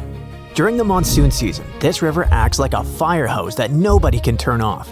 We aren't talking about a drizzly afternoon. From June to September, the sky practically unzips. The water level rises and the river transforms from a calm stream into a chaotic force that swallows entire villages in days.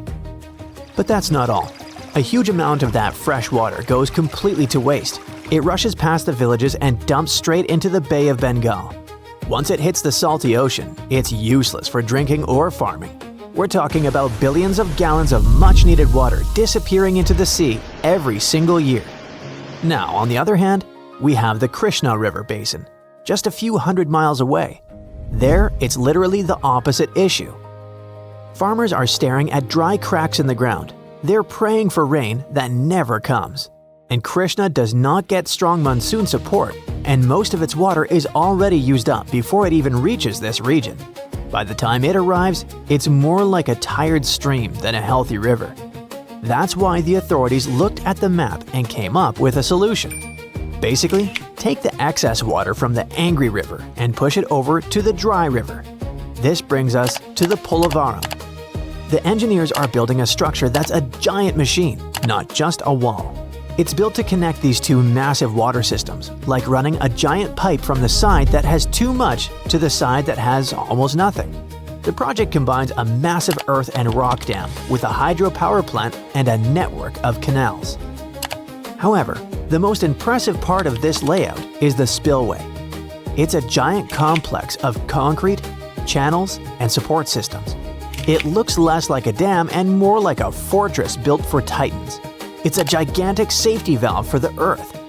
It stretches for close to a mile across, wider than 10 football fields placed side by side, and rises several dozen feet above the riverbed. It's fitted with dozens of huge steel gates, each one weighing hundreds of tons, and built to hold back walls of water until the system decides to let them go. The spillway is incredibly powerful. It has a discharge of around 5 million cusecs. In simple terms, it can blast out millions of cubic feet of water every single second. That puts it in the same league as the spillway at China's Three Gorges Dam, one of the most powerful flood control structures on the planet. Engineers designed it to handle what they call a 1,000-year flood. And no, that doesn't mean you need to mark your calendar for the year 3026. It just means there's a 0.1% chance that a flood this massive will hit the valley in any given year. Why are the architects so obsessed with these safety statistics? Because the location leaves no room for error. The Godavari Delta downstream is home to millions of people. If this project backfires, meaning the dam breaches or the gates fail during a storm, it wouldn't just be a leak. It would be a human-made tsunami. The water meant to save the region would instead wipe it off the map. The construction pace of the Polavaram project matches this insane scale. In 2019, the workers on this site set a Guinness World Record. They poured 42,000 cubic yards of concrete in exactly 24 hours. If you loaded all that concrete into standard mixers, you would fill 4,000 trucks. Line them up bumper to bumper, and you'd get a traffic jam stretching for 22 miles. Even with that in mind, the project still has a way to go. It's so big that it starts to bend its own surroundings. It won't just stop or redirect water. It might change the air itself. Once the dam is complete, it will hold a reservoir so large that it'll function like a brand new inland sea. Put that much water under the Indian sun and something obvious will happen. It'll lift into the air. Day after day, the surface will turn into a giant steam engine sending moisture upward. Scientists call this a microclimate, but we call it accidental weather control. By creating a massive body of water, you change the local humidity and temperature. You're essentially installing a giant humidifier in a region that used to be dry. This is the part that makes experts nervous. What if they accidentally create a new climate problem while trying to solve the current one? Once you block a river and create a lake this big, you start messing with the heat and moisture in the air above. The system meant to control water on the ground ends up influencing the weather overhead too. Then there is the issue of moving the water. Picture the state as two giant tanks. One is overflowing and about to burst. The other is dry. The engineers are trying to connect them with a massive pipe to balance the levels before either one becomes a disaster. How are they doing this? To pull this off, they're carving out the earth, digging two massive canals, each stretching more than 100 miles. These aren't simple ditches, they're artificial rivers carved to ignore the natural layout of the land and go where engineers tell them to go. In 2022, monsoon floods slammed into the site mid-build. Water forced its way past temporary barriers and damaged critical leak control work. The crew had to stop, assess the damage, and start restoring the damaged sections. And the risks aren't just about concrete breaking. The real cost of this project is human. To build the City of Water, you have to remove the real cities of people. When the reservoir fills, it will submerge nearly 250 square miles of land. That much water does not make room for anyone. Close to 200,000 people would have to be relocated. Old forests, tribal lands, and villages that stood for generations will disappear beneath the surface. This is the price of the project. So, with all this concrete and chaos, when does the ribbon get cut? Here's the twist. This project has been ongoing since the 1940s, back when the British were still in charge. The foundation stone appeared in 1980. Real work waited until 2004. It's a rare piece of infrastructure that has outlived conflicts and economic crashes, yet it's still under construction. Major parts of the main dam are incomplete. The reservoir cannot be filled to its full height, and key power systems have not been installed. Several resettlement zones also remain unfinished, which means the final stage of the project is still years away. Aside from the ambition and the scale, money is also the reason it takes so long. Early plans estimated about $1.5 billion. Today, the cost has passed $6.5 billion and keeps climbing. But is it worth the price? Depends on who you ask. For the farmers watching their fields dry out, the answer is yes. For the families watching their homes get swallowed by the reservoir, the answer is no. The latest deadline for completion is by the end of this decade, so there are no more excuses. The Polavaram project is a testament to human ambition. It's humans looking at Mother Nature and saying, "I think you put that river in the wrong place. Let me fix that for you." Will it work? And how well? We'll find out soon. Until then, the Godavari will keep flowing and overflowing while the Krishna will keep shrinking, looking like an abandoned movie set.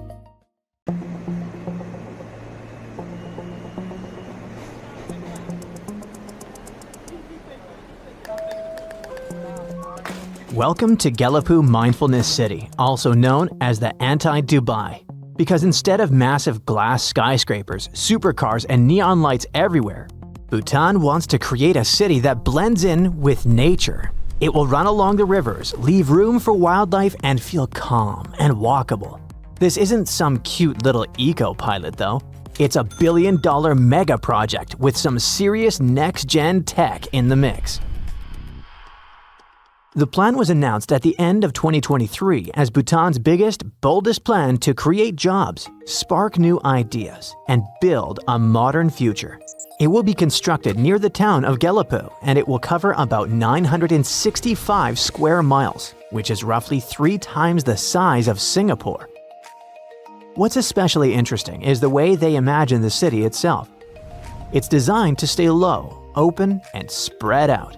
One of the coolest ideas is a set of 9 bridges that people won't just pass through, they'll actually live and work there. Yep, each bridge is planned like a full piece of the city. Just to give you a few examples, one bridge will include the new international airport, another will host a university, and another will serve as a hydroelectric dam. From there, the city spreads out into 11 long ribbon-like neighborhoods that follow the natural shape of the land. They're designed to curve around all 35 rivers and streams in the area, instead of cutting them off. Now, when we hear about rivers running through a city, we usually think about flooding, right? And yes, that's a real concern there. But what's smart is that the plan works with rivers, not against them. Along the water, they want to build paddy fields in step-like terraces that go down the hills into the valley. These terraces slow down floodwater and help hold it back. At the same time, they work like green pathways for nature. Animals can still move through the area, and even elephant routes stay open, so wildlife isn't pushed out as the city grows. Each neighborhood will be laid out like a mandala, with the same pattern repeating around a central public space. That's where people can meet up, take walks, and spend time together.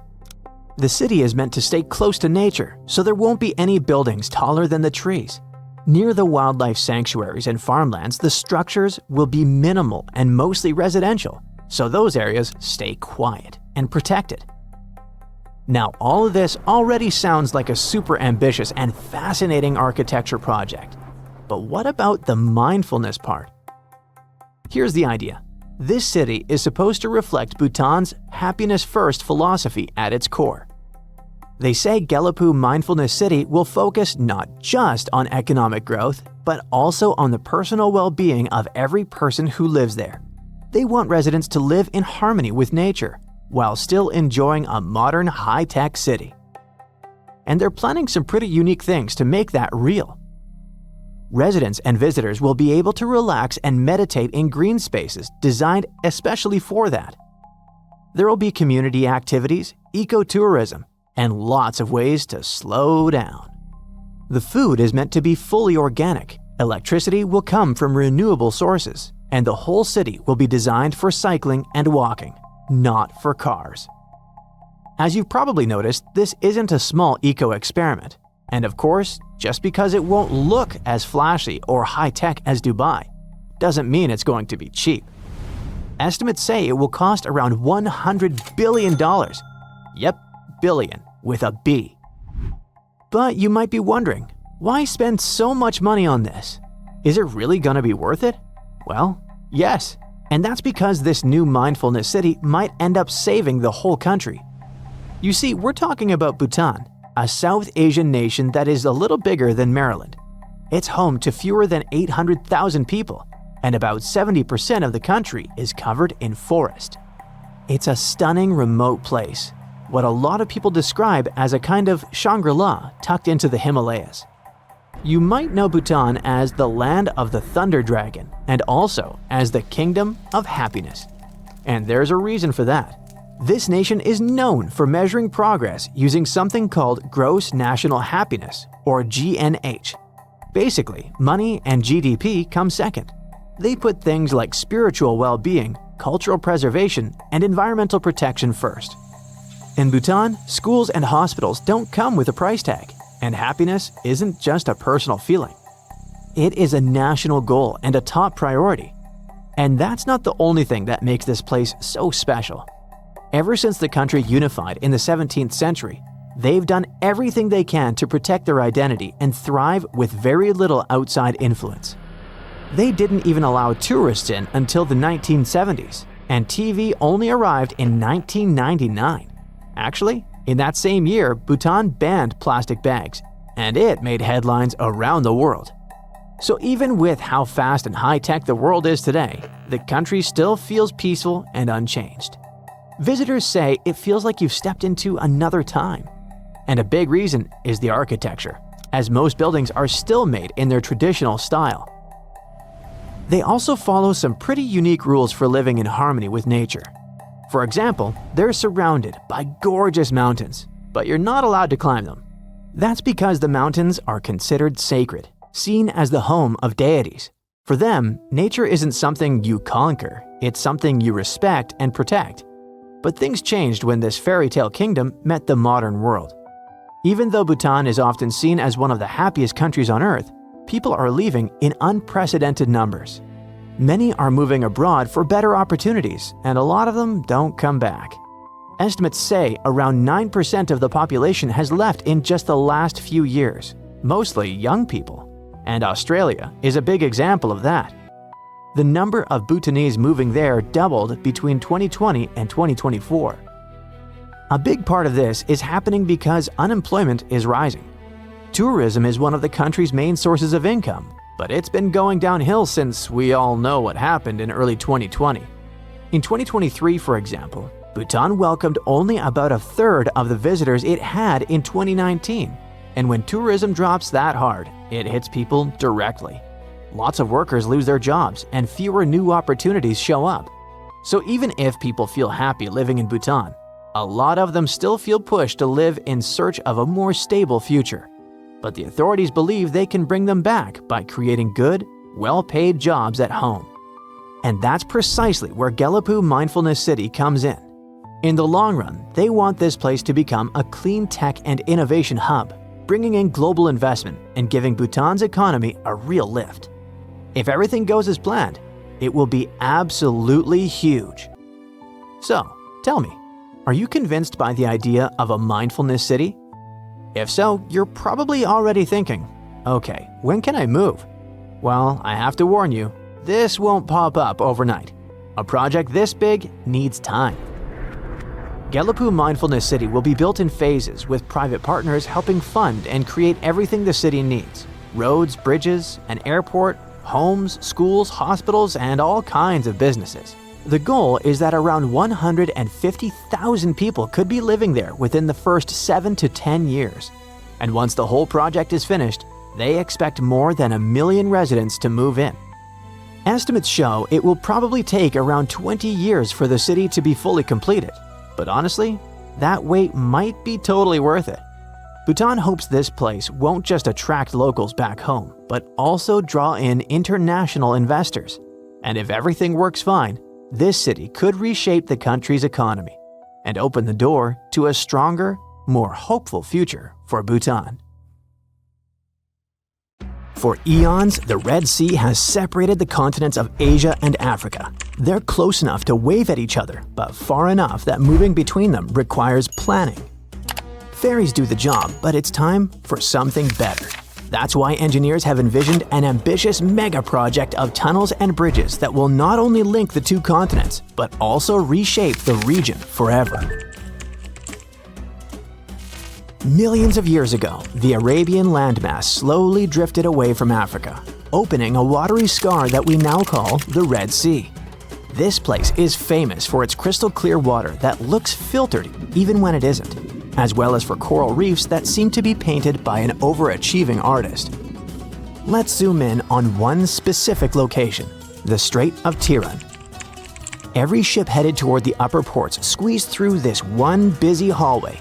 On the one side is Egypt, the Sinai Peninsula, rugged, golden, and sprinkled with resort towns.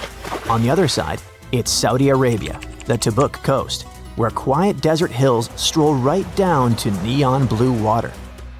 The distance between them looks tiny on a map, almost like someone forgot to connect the lines. That's because the strait is only about 8 miles from peninsula to peninsula, close enough that on a clear day you can sometimes see the opposite shoreline. It's a busy gateway, and it's the exact gap designers want to turn into a direct road and rail link. So what are they actually trying to build? The idea is to create one continuous route between the Sinai Peninsula and the Tabuk coast. Engineers are still deciding whether it should be a bridge, a tunnel, or a hybrid, the combination of two. The problem is under the water. Near the shore, the bottom is shallow enough to support strong columns, but as you move farther out, the seabed drops quickly until it reaches about 900 feet. It's almost like walking off an underwater cliff. That sudden plunge is too deep for standard bridge supports. The design has to adjust to the landscape instead of forcing one shape across the whole gap. If they go with a bridge, the builders would place huge steel tubes called caissons on the seafloor. Think of them as giant metal buckets. Once they're in position, the water gets pumped out so crews can build a dry foundation inside. Concrete turns that space into a pillar rising from the seabed. The floating cranes drop long road sections between those pillars like puzzle pieces. It works well in shallow areas, but anchoring becomes difficult in deep waters due to high pressure, soft ground, and strong waves. Tunnels avoid this by going under the problem, literally. Crews can send tunnel boring machines called worms or they can build submarine-sized tunnel segments on land and sink them into place. It's the same trick used in the Hong Kong-Zhuhai-Macau Megalink, which proves it works even in busy, deep water. Now, people might look at the map and think, 8 miles? That doesn't sound so bad. In reality, it's nothing like tossing a giant tree trunk over a river and calling it a bridge.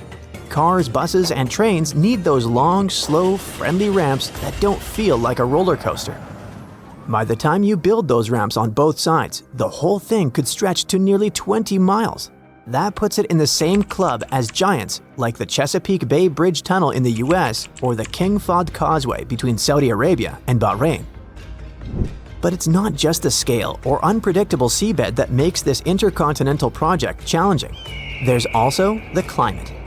Temperatures regularly pass 100 degrees Fahrenheit. Concrete dries faster than planned, so crews have to cool it or work in shorter windows. Steel stretches in the heat just enough to make precise work annoying. And workers themselves cannot stand in direct sunlight for long without feeling like a baked potato. On top of that, the salty sea air chews through metal quicker than most people expect, so the whole structure needs tough protective layers and regular checkup. If this project gets the green light, you're looking at a timeline of several years. A good comparison is the Øresund link between Denmark and Sweden. It's only about 10 miles long and still took around 4 years to build, in an environment that is much easier to handle than the Red Sea. Then there's the price tag. Early numbers land around $4 billion, but that feels more like a starting guess than a final bill. If they run into problems, that figure will almost certainly climb. There's also one other problem that must be brought up: swimming right under the surface. The Strait of Tiran is home to dolphins, rays, sea turtles, and even sharks, including harmless reef sharks that glide around like they're protecting the beautiful, colorful corals below. These reefs aren't just decoration, they're some of the healthiest in the entire Red Sea. Scientists say that in parts of the northern Red Sea, some corals tolerate higher temperatures than many others around the world, which makes these reefs especially valuable from a climate resilience perspective. That means even a single mistake during construction could cloud the water with sediment, and that alone can smother corals like dust settling on wet paint. The same goes for noise, drilling, and ship movement. Reefs can't exactly move away if annoyed like fish can. Once they're damaged, it can take decades for them to grow back. That is, if they grow back. To avoid that, planners have to build in ways that keep the water as clear and calm as possible. Construction zones may need silt curtains to stop sediment from drifting away. Heavy equipment might have to avoid areas with dense coral clusters.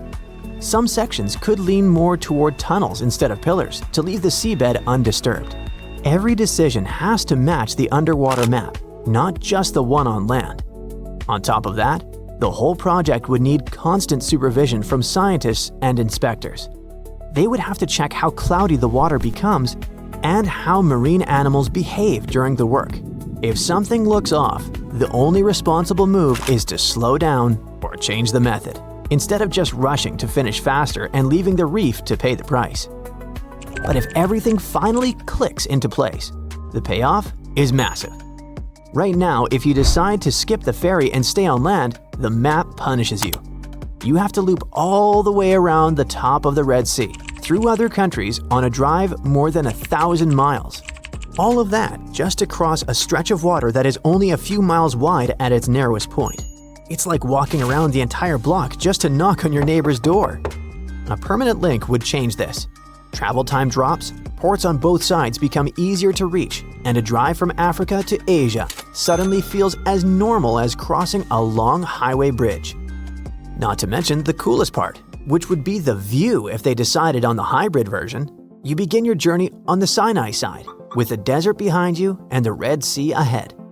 Instead of waiting in a ferry line, you roll onto a rising ramp while the water glimmers below.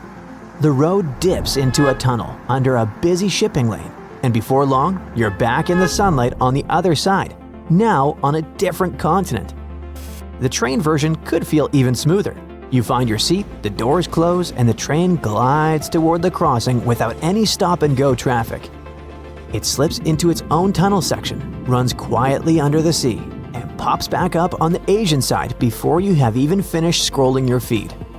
For tourists, that could mean more resorts, more quick weekend trips, and a brand new continental hop that becomes a must-try experience.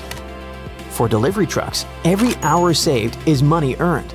Even local towns would feel the change. They'd get more visitors, more trade, and bigger profits. A link like this doesn't just connect land, it connects economies, ports, and everyday life. And that's a giant opportunity, as long as the underwater world stays protected. Way down at the bottom of the world is so icy and remote that even asking, "Are there roads in Antarctica?" sounds silly. But the answer is not as simple as you'd think. It's not like no one gave it a shot. Back in the early 2000s, the United States gambled with Antarctica road construction on a massive scale. They tried creating a 1,000-mile ice highway meant to connect the coast to the middle of the continent. McMurdo, located on Ross Island, is the largest settlement in Antarctica. It works as a temporary home for up to 1,000 people during peak season. The South Pole Station is at the other end, and it's the southernmost spot where anyone lives. Basically, these two stations are the backbone of Antarctic logistics and supply routes. Usually, everything scientists needed at the pole had to be flown in, which is expensive and risky. One bad storm and the whole operation can be grounded for weeks. The ice highway was supposed to be a dependable overland route for transporting tons of supplies safely across the continent, even when planes were stuck on the ground.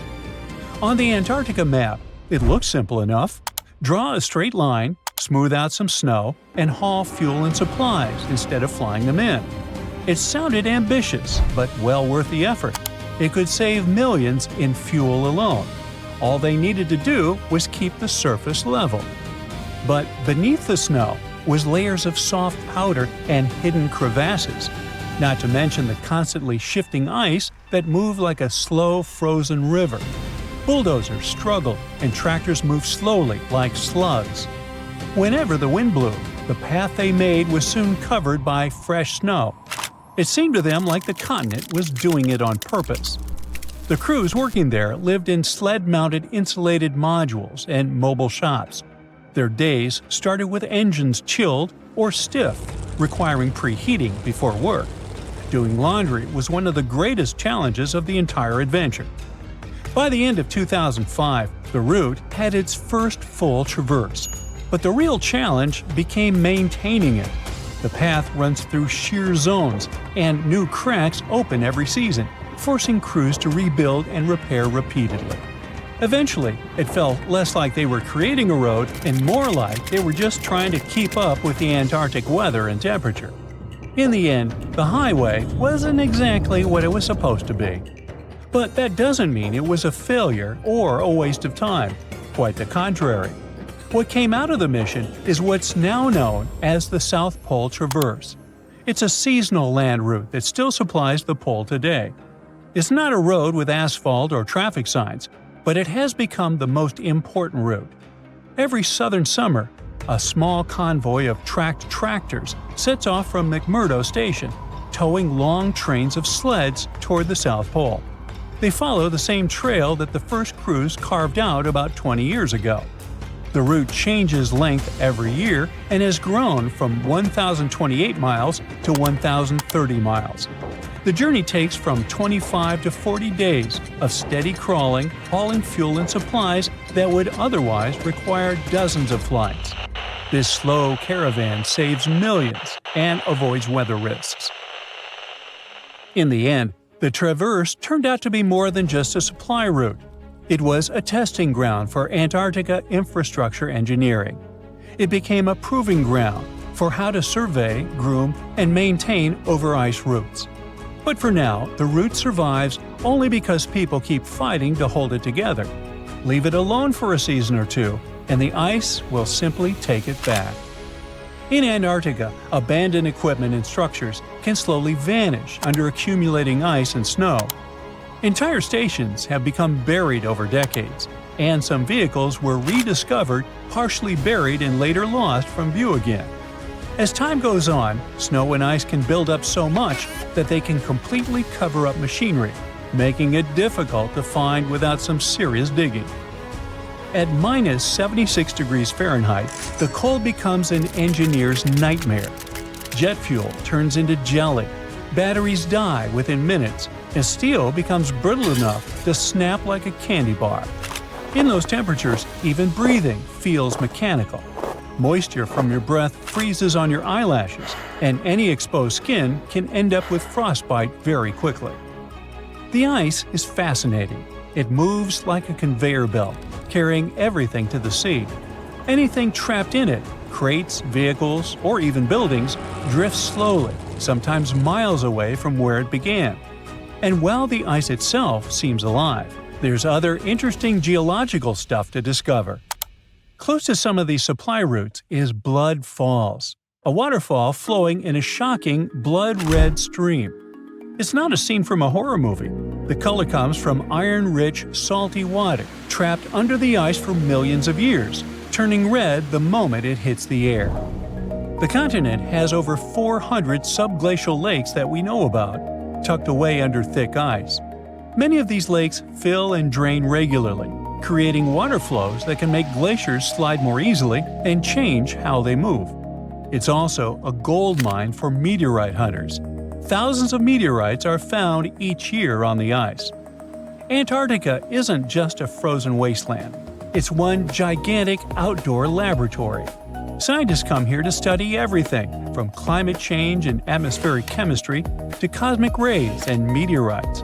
Astronomers love it because of the bone-dry and stable air, perfect for telescopes that peer into deep space.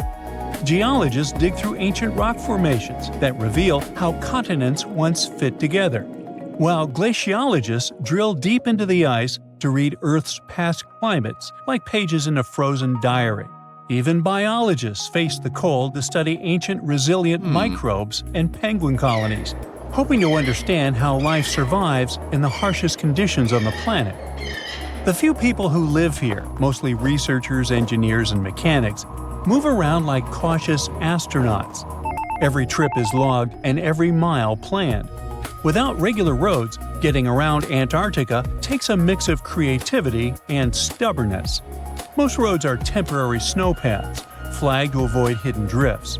Around McMurdo, short ice roads appear each season to haul cargo, then vanish as the ice melts. Antarctica's transportation challenges are the most unique on our planet. Regular vehicles just can't handle it out here. That's why most everything runs on tracks, crawling along at a jogger's pace while pulling sleds packed with supplies. Air travel is really what keeps things moving. Big cargo planes touch down on temporary runways made of packed snow or ice. There are also smaller ski-equipped aircraft, which is something you don't see every day. But when winter sets in, seasonal runways shift, crack, or drift and have to be re-established. Even the ships that bring in food and fuel each summer don't hang around. They cut a narrow path through the sea ice, unload, and get out before the ocean freezes up again. When resupply ships arrive, the crews rush to unload everything before the ocean refreezes, working around the clock. Everything gets stacked on the ice like a temporary warehouse that must disappear before the sea locks itself shut for the season. Antarctica is currently protected by the Antarctic Treaty System and the Madrid Protocol, which together classify the entire continent as a natural reserve devoted to peace and science. Those agreements ban mining, permanent development, and anything that could harm the environment. Right now, the tough conditions keep most people away, and that's a good thing for the environment. A permanent road could change everything. Bring in more tourists and more activity, and the ice would struggle to wipe away human presence. That's why even a short snow trail needs official approval. Every move is watched, and every footprint has to be justified. In the end, a better question isn't are there roads in Antarctica, but should there be? Every attempt to build one, from the Great Ice Highway to today's seasonal routes, proves expensive and even pointless. That's why Antarctica road construction today isn't about building something permanent. It's about keeping scientists supplied so they can make amazing discoveries, such as drilling ice cores that trap ancient air dating back 800,000 years. You have about $130 million. What would you do with it? Fly into space or buy an island? There are many ways you can spend this much money, but one anonymous investor used it to build an extravagant underwater city. The project is not finished yet, and a lot of people are currently working really hard to make this crazy idea come to life. If all goes well, in the near future, living under the sea may become a reality. In the past century, there was a limestone quarry near the Welsh border in England. In the 1990s, it became flooded and turned into a lake 260 feet deep. Now, there's a large construction project going on around it. Trucks transport materials and people in overalls construct huge modules that look like giant futuristic submarines. These modules are called Sentinels, and they will become the buildings of a small underwater city. Builders and engineers create durable stainless steel materials that allow these houses to withstand a depth of up to 650 feet. This is the upper limit of the twilight zone, where very little sunlight penetrates. Large squid and other creatures live in this zone. Imagine waking up in an underwater hotel room and seeing a giant squid staring at you from the dark. Or even worse, you see a huge eye watching you as you wake up. This could happen if Sentinels were successfully installed in the depths of the ocean. Meanwhile, let's return to our project on a small lake. The project is called Deep. Its goal is to make life underwater as comfortable as possible. Inside living modules, builders install bedrooms, kitchens, bathrooms, and observation windows. People will access them using small submarines. However, it's not as simple as calling a taxi. To live underwater, you need to train under the guidance of experienced instructors to test yourself in underwater life simulators. The cost of living there will likely be expensive, but it's worth it. At least you will be well fed. A chef will develop a special menu, and all food will be stored in vacuum-sealed bags to preserve its flavor and nutrients. It all sounds great, but there's a question. Who is financing this project? No one knows the answer. Deep is funded by a secret investor who has already spent more than $100 million. Interestingly, this is not the first attempt to create an underwater dwelling. For example, Jacques-Yves Cousteau, a famous diver explorer, first created the Conshelf 1 underwater house in 1962. This was a steel cylinder located at a depth of 30 feet, where 2 divers lived for a week. In 1970, several women also spent 14 days underwater in the Caribbean Sea at a depth of 50 feet. The aim of that project was to study human psychology in a cramped environment, similar to that of a spaceship. Unsurprisingly, that project was partly funded by NASA.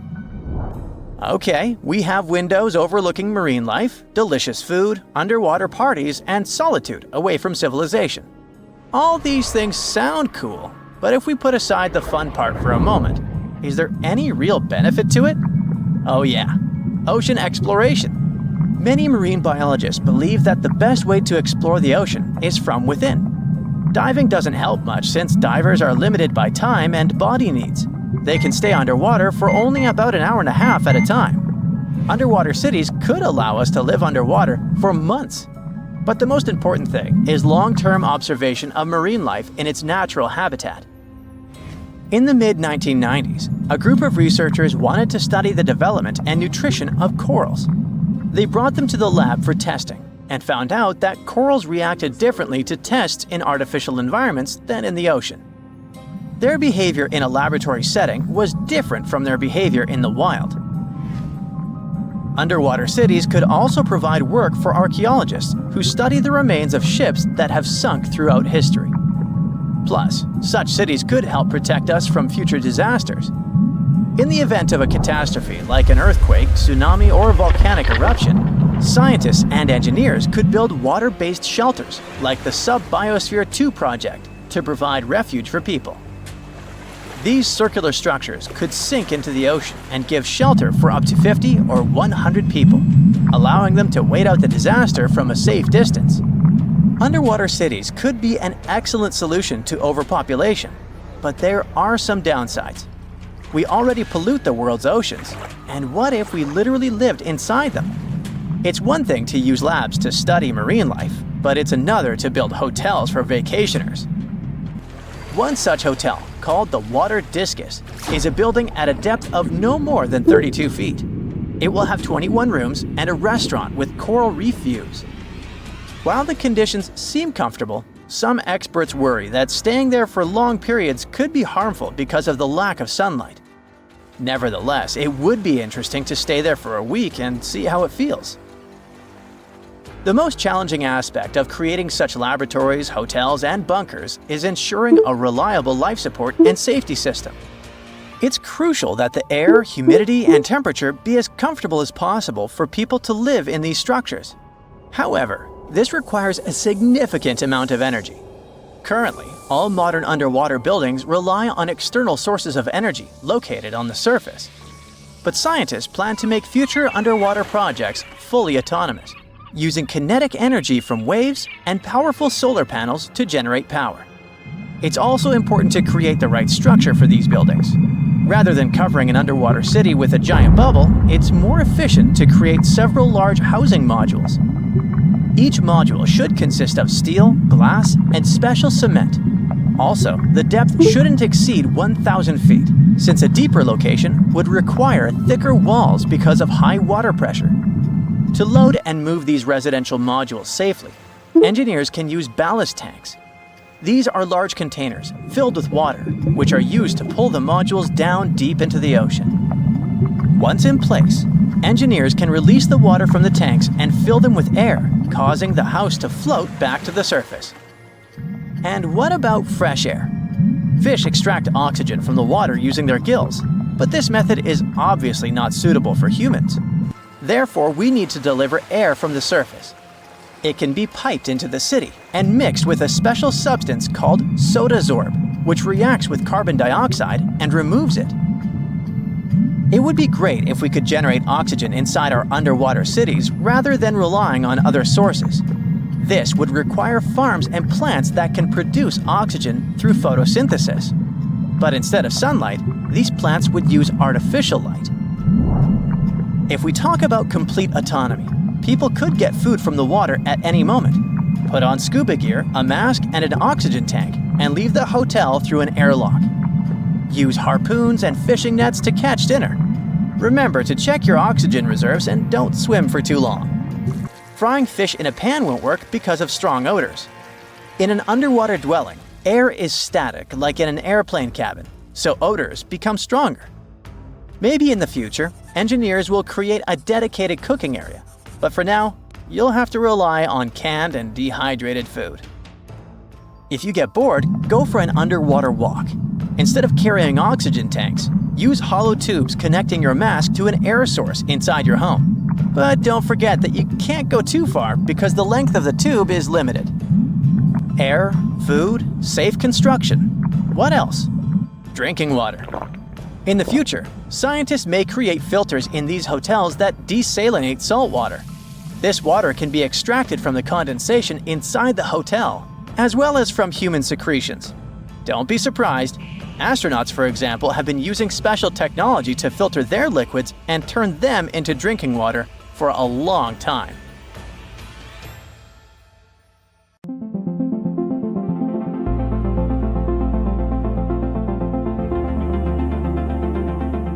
This catapult-like system on the moon might bring us limitless energy. It's a launch system concept that was recently proposed by the Chinese scientists. It would work like a hammer throw, spinning a launch arm that flings objects. This arm is supposed to be about 165 feet long. It will accelerate until it reaches the moon's escape velocity, and then whoosh, the capsule is sent into space. This crazy idea will cost around $18 billion. Ooh, pricey. But trust me, it's totally going to be worth it. The system would be powered by solar panels and nuclear energy. It could also recover more than 70% of the energy used after each launch. The moon has a very weak gravity. There's also barely any atmosphere, so the air doesn't weigh you down. This makes it so much easier to launch stuff there. But why do we even need this? The main purpose is to transport helium-3. It's a really cool isotope of helium, and one of the most insane things about it is that it could become fuel for nuclear fission. This is the same process that happens in stars, including our Sun. If we manage to recreate nuclear fusion here, on Earth, we can make it a clean and basically limitless source of energy for power plants. But helium-3 is super rare on Earth. We can sometimes find it in volcanic rock formations on the ocean floor. That's because it's a product of another rare element called tritium, the element we usually make in nuclear reactors and put in cool stuff like glow-in-the-dark paint.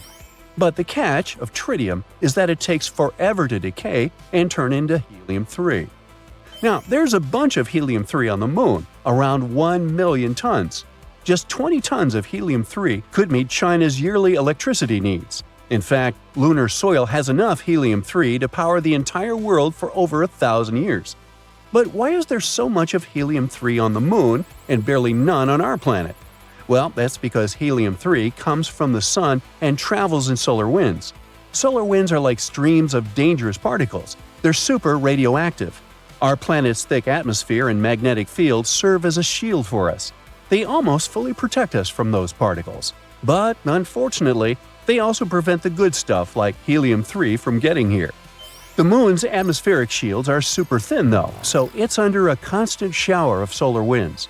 So, helium-3 accumulated there over billions of years, and now it's just scattered around there. But mining it and bringing back to Earth is no easy feat. It's super expensive. Just think about it. Rockets need tons of fuel to break free from gravity. Every single bolt and screw on the spacecraft must be engineered to survive extreme conditions, like radiation. Not to mention, you need a team of rocket scientists, literally working around the clock to make sure nothing goes wrong. You can't call a repair guy if something breaks on the Moon. So generally, it costs about $500,000 to send 1 pound of payload to our satellite. That's based on estimates from NASA. To get some idea, let's calculate how much it would cost to send an apple to the Moon. A typical apple weighs about 0.4 pounds, so that funny mission would be at least $200,000. Now, for comparison, the Chinese launch system weighs around 80 tons. Another problem is that the lunar surface is pretty harsh on the equipment, like the freakish lunar dust, for example. You might recall this small thing that happened in the 60s called the moon landings. But when the Apollo astronauts came back from the Moon, they found something weird was happening to them. Their throats were sore and their eyes wandered. Luckily, it wasn't some scary moon sickness. Turns out, there's a lot of lunar dust clinging to their spacesuits. This dust seems harmless, but it's made up of sharp and abrasive particles, much smaller than a human hair, yet sharp like glass. It contains silicate, a thing that can cause severe lung problems on Earth and is a common issue for miners.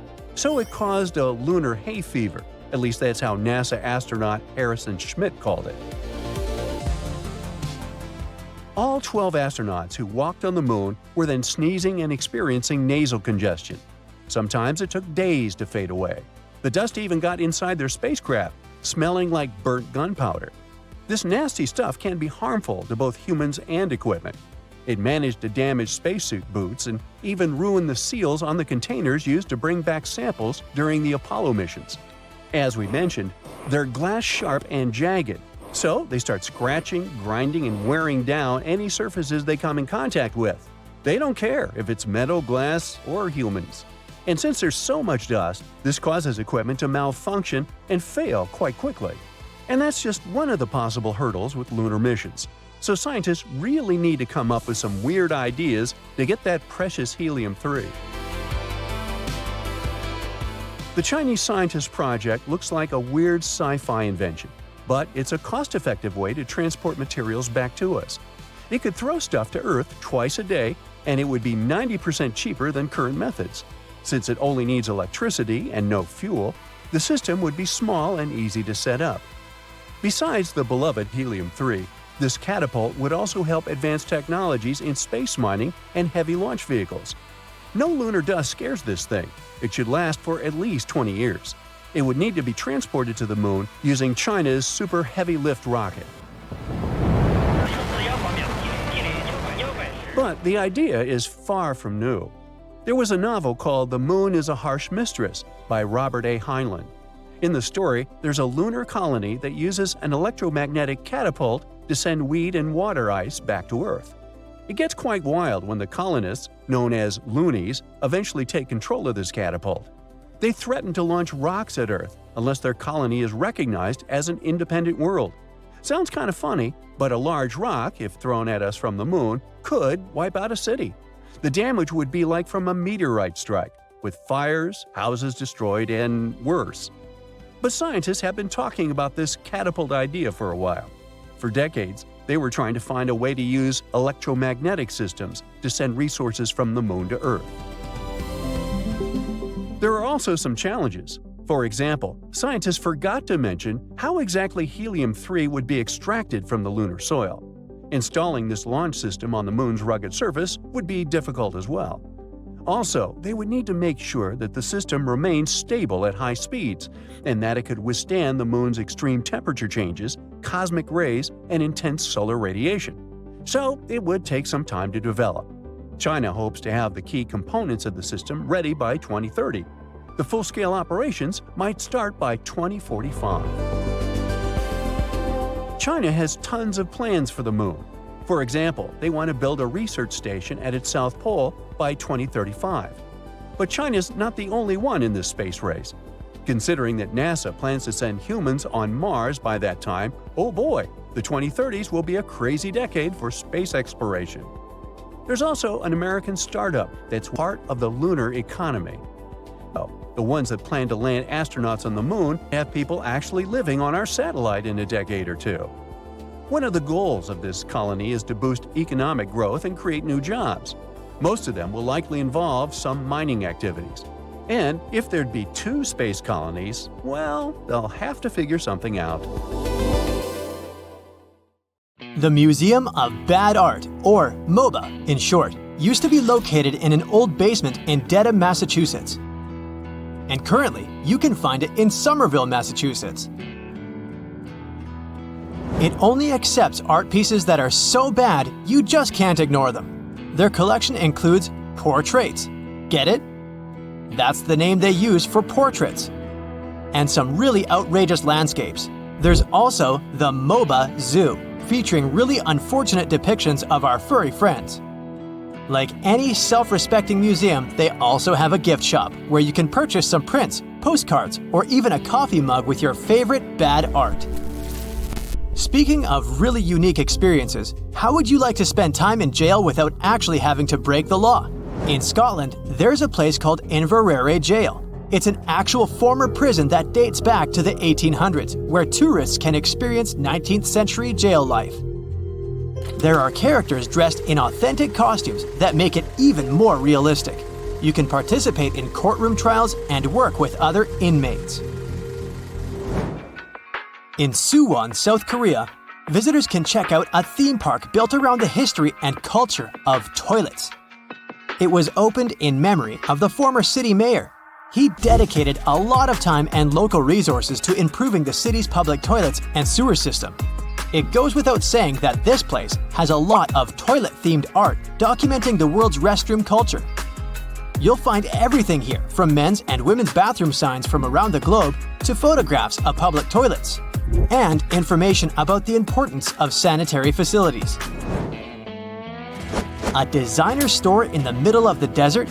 If you happen to pass by Texas, you'll find a Prada store on an empty stretch of US 90 outside of the small town of Valentine, about 150 miles from El Paso. 2 Berlin artists wanted to offer Texans the high-end experience. Sort of. That's because the curious store has no door to access it, and it's 20 left-foot shoes and 6 purses set on display. Surprisingly, the store was built with the blessing of Miuccia Prada herself, the head designer of the brand. Can you imagine living in a city where you have your own beach access to a lagoon that leads directly into the sea? That might be possible in the near future. if you don't mind relocating to Sabah Al Ahmad Sea City in Kiran, Kuwait. This engineering masterpiece was inaugurated in 2016. Its canals form 120 miles of artificial shoreline. All those human-made islands were built by excavating large channels in the desert rather than using reclaimed land, as was done previously in similar conditions. Before visiting this museum, you have to take off the shoes you've been wearing and put on special slippers that won't damage the artwork, because it's everywhere. It's called the Electric Ladyland, and it's the world's first museum of fluorescent art. The owner, Nick Palladino, exhibits here a lot of his own sculptures and even naturally luminescent rocks, along with other human-made glowing objects. One portion of this art gallery features paintings that shift color under UV light. The soundtrack is awesome too. You'll hear a lot of the Beatles and Jimi Hendrix. Upside-down houses seem to be quite a tourist attraction. You can find them in many countries, such as Japan, Poland, Germany, and Austria. One of the best ones to visit is located in Malaysia. It's called Rumah Terbalik Upside Down House. It uses recycled wood and other natural materials to recreate a local atmosphere. It was opened back in 2012 and soon became a popular tourist attraction with its upside-down furniture and wacky household appliances. There's even an upside-down car parked in the garage. A spa-themed park located in Hakone, Japan, provides tourists with an interesting array of hot springs. Some of them are quite unusual, especially the unique noodle bar, where visitors can literally swim in a bowl of ramen. It's not for tasting though, since it's still a public space. The Dead Marsh in Namibia offers a cool experience which makes you think you're frozen in time. Since there's no water here and temperatures are really high, this sparse forest is made out of skeleton trees that haven't been alive for more than 600 years. Since there's little to no humidity, the remaining vegetation cannot fall apart, leaving behind this odd natural landscape. It even became the set for some sci-fi movies. Spoiler alert! But the paper house located north of Boston, Massachusetts is actually a house made completely out of paper, furniture and all. It was built by Ellis F. Stenman, the man behind the machine that makes paper clips. Back in the 1920s, he basically wanted a 2-room summer home for him and his family. It took him over 20 years to complete, since the house was made of about 100,000 newspapers. Just make sure you don't bring any lighters.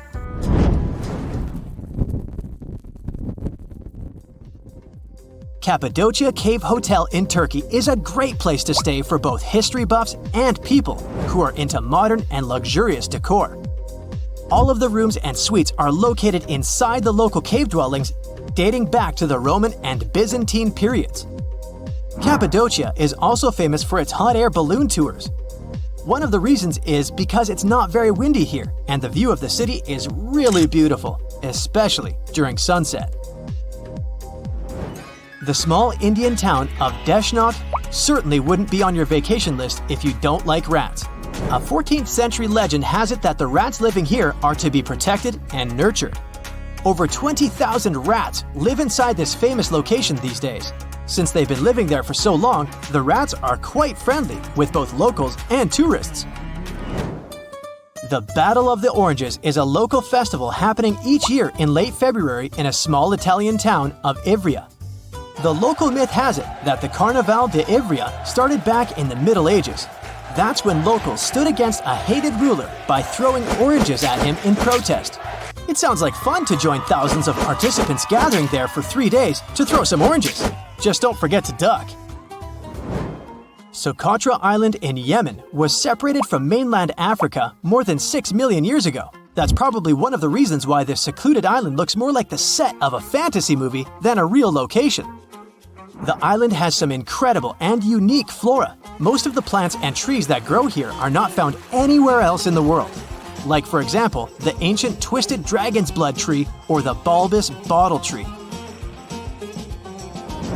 Japan's Tashirojima is rightly nicknamed Cat Island, since it has a population of 100,000 humans and almost 4 times as many felines. The cats were initially brought here since the island produced a lot of silk, and mice like silkworms a lot.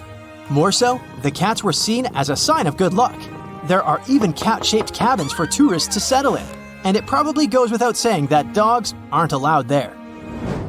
There are about 1,700 weirdly shaped hills in the middle of Bohol Island in the Philippines. They're so unique that you might easily mistake them for human-made.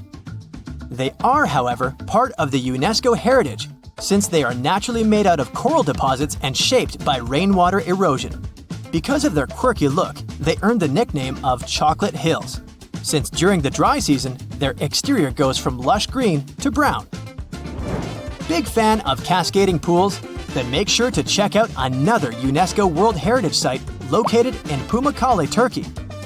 The name means Cotton Castle in Turkish. It's set in the ancient ruins of Hierapolis, a city that was built around the pools. Their crystal clear waters cascade from natural springs down to white travertine terraces. The view is so beautiful that you won't know what to do at first. Take a picture or jump in. China plans on building a train that will connect mainland China to the United States. The track will start in the northeast region and then make its way through Siberia in eastern Russia.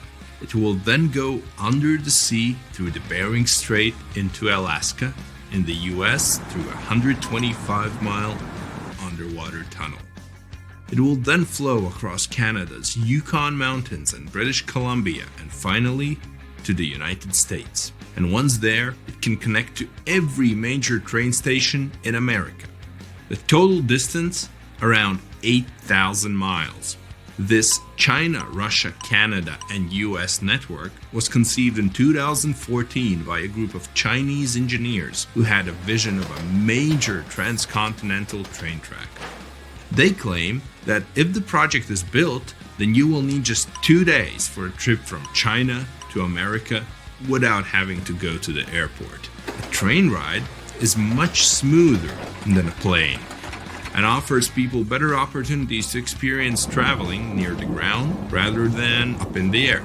And the trip itself can boost tourism across 4 countries.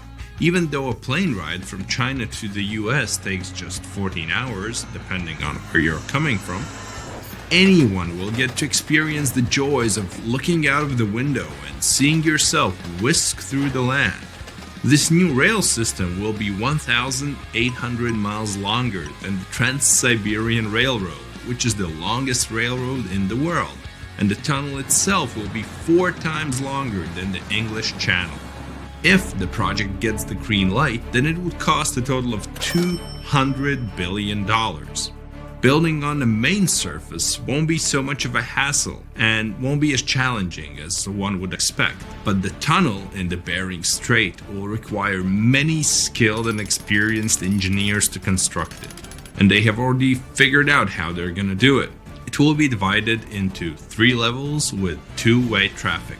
The upper level will accommodate the high-speed trains, while the bottom level will be for the slow-moving cargo and passengers, while the middle level will be reserved for emergencies. The cargo train can move up to 100 million tons of cargo, which makes up 8% of the world's freight cargo between Europe, Russia, China, Japan, South Korea, Canada, and the United States. Passengers wanting to leave from Alaska to Russia and vice versa will only have to take a 20-minute high-speed train ride to their destination. The tunnel alone in the Bering Strait will cost around $35 billion. From start to finish, it could take anywhere between 12 to 15 years to complete. The project will involve many international firms and construction companies to help out with completing it. This could possibly be the most expensive project in history if funded properly. And it has to be strong enough to handle the icy waters in the Bering Strait and the strong waves around it. The China, Russia, Canada, America railway line would be the most expensive and ambitious mega project in history and would take years to complete. But according to some resources, China is confident that they have the technology necessary to do something of this scale. It will change the transportation industry forever and increase tourism across all continents. If this project is going to be built, then it would be technically possible to travel from a train station in Portugal all the way to the United States. Europe has an impressive train network that's all connected to each other. From Eastern Europe to Central Asia, you could take a train from certain countries until you end up in China. For the past 20 years, China's speedy rail network has grown incredibly. It has the world's largest high-speed rail network that covers more than 23,000 miles. Based in Shanghai, it's also the fastest commercially operating train, which reaches speeds up to 270 miles per hour. So once in China, you can get on any train and speed off to wherever you want to. It will be the ultimate traveling experience to only travel by train from continent to continent. There won't be any need to travel by an airplane. So if you have fear of flying, let's say, then this will be the perfect way for you to go by. But building train tunnels underwater isn't easy. The best engineers have to figure out all the risks beforehand. The Channel Tunnel, for example, is an underwater train that takes you from London to Paris in just 2.5 hours at cruising speed. The train is highly equipped with the most advanced technology in the market to ensure comfortable travel. If you have any work to do, then you can just pop open your laptop and connect to the Wi-Fi. Want to take a break? Just head to the cafe for a quick drink and enjoy the lounge feel and the great beverages. And if you feel like watching a movie or catching up on your favorite TV series, then the train offers that too. You won't feel the time pass since you can just relax in luxurious leather seats in business premier class. Train travels at around 186 miles per hour and is considered to be the world's longest underwater tunnel, considering that most of it is submerged. The tunnel itself is 31 miles long and costs $6.3 billion. It began construction in 1988 and was completed 6 years later in 1994. It was considered to be one of the 7 wonders of the modern world, in line with the Empire State Building in New York, or the Panama Canal, or the San Francisco's Golden Gate Bridge. And just like the China to US Dream project, this tunnel also has 3 tracks, 2 used for trains and a smaller one for emergencies. Each shuttle is 2.5 thousand feet long and needed 13,000 employees to construct it. Even though many people got to visit the City of Love in Paris and the multicultural hub of Europe in London, the channel is also used for import and export. According to some reports, 26% of traded goods travel between the UK and the rest of Europe each year using the tunnel. China approved the first underwater speed train from the port of Ningbo near Shanghai to Zhoushan, which is a group of islands on the east coast of China.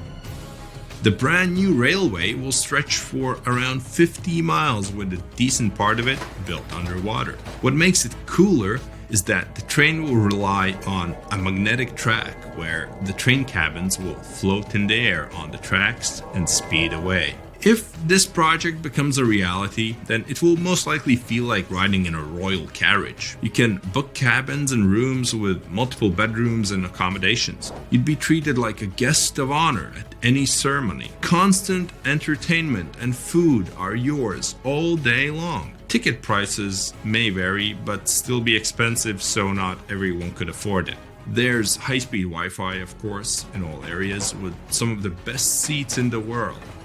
It will be possible to live in Europe and work in Asia without flying.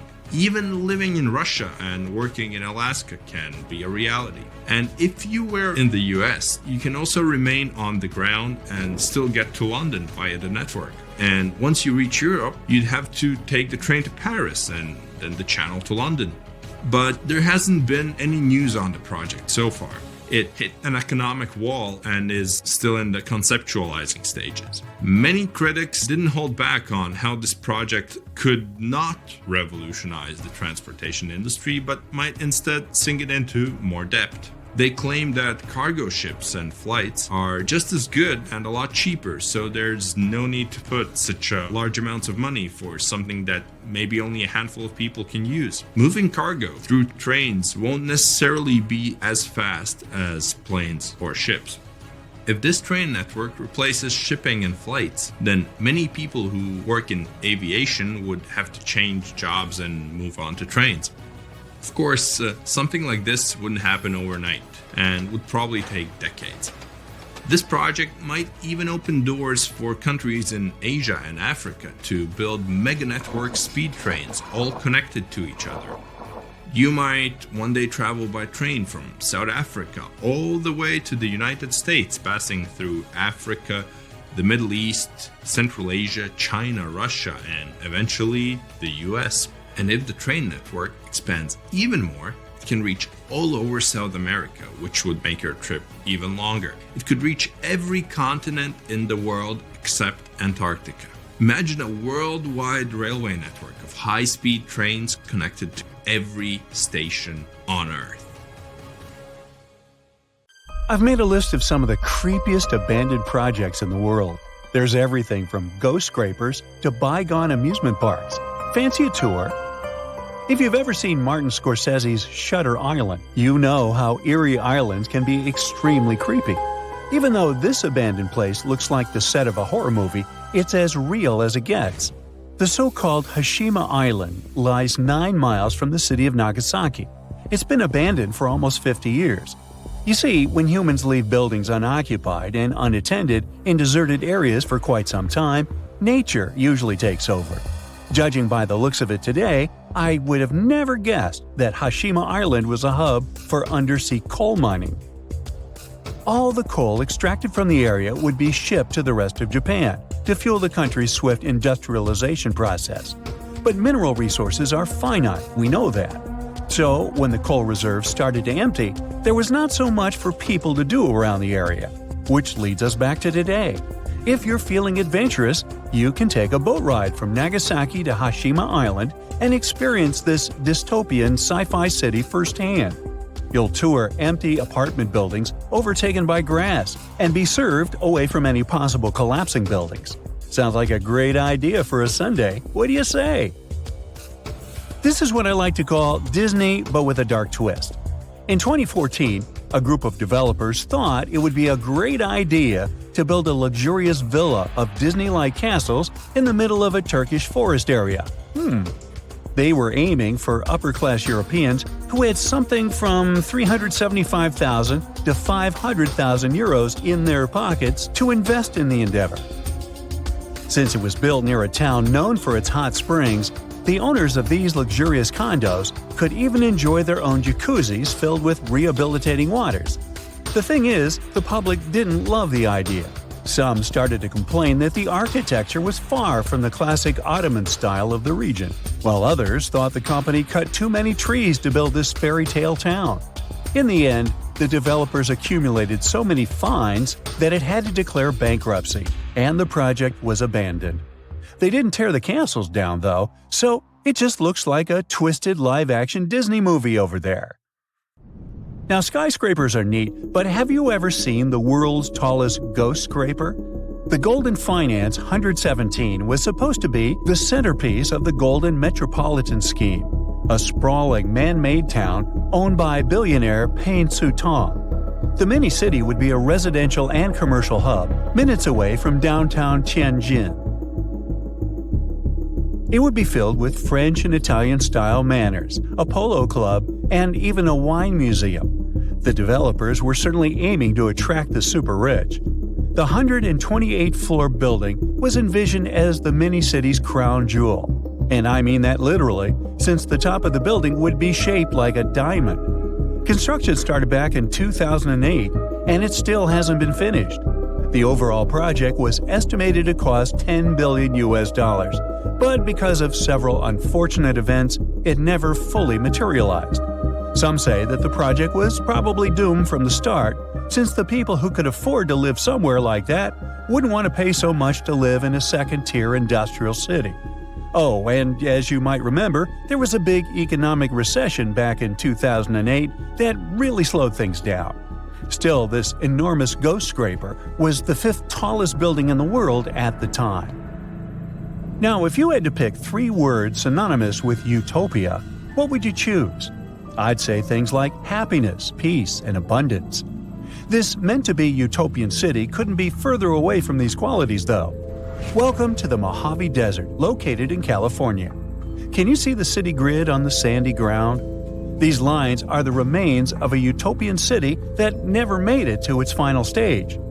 This town was supposed to be called California City. The utopian town was envisioned by Nate Mendelsohn, a university professor who studied a lot about urban planning.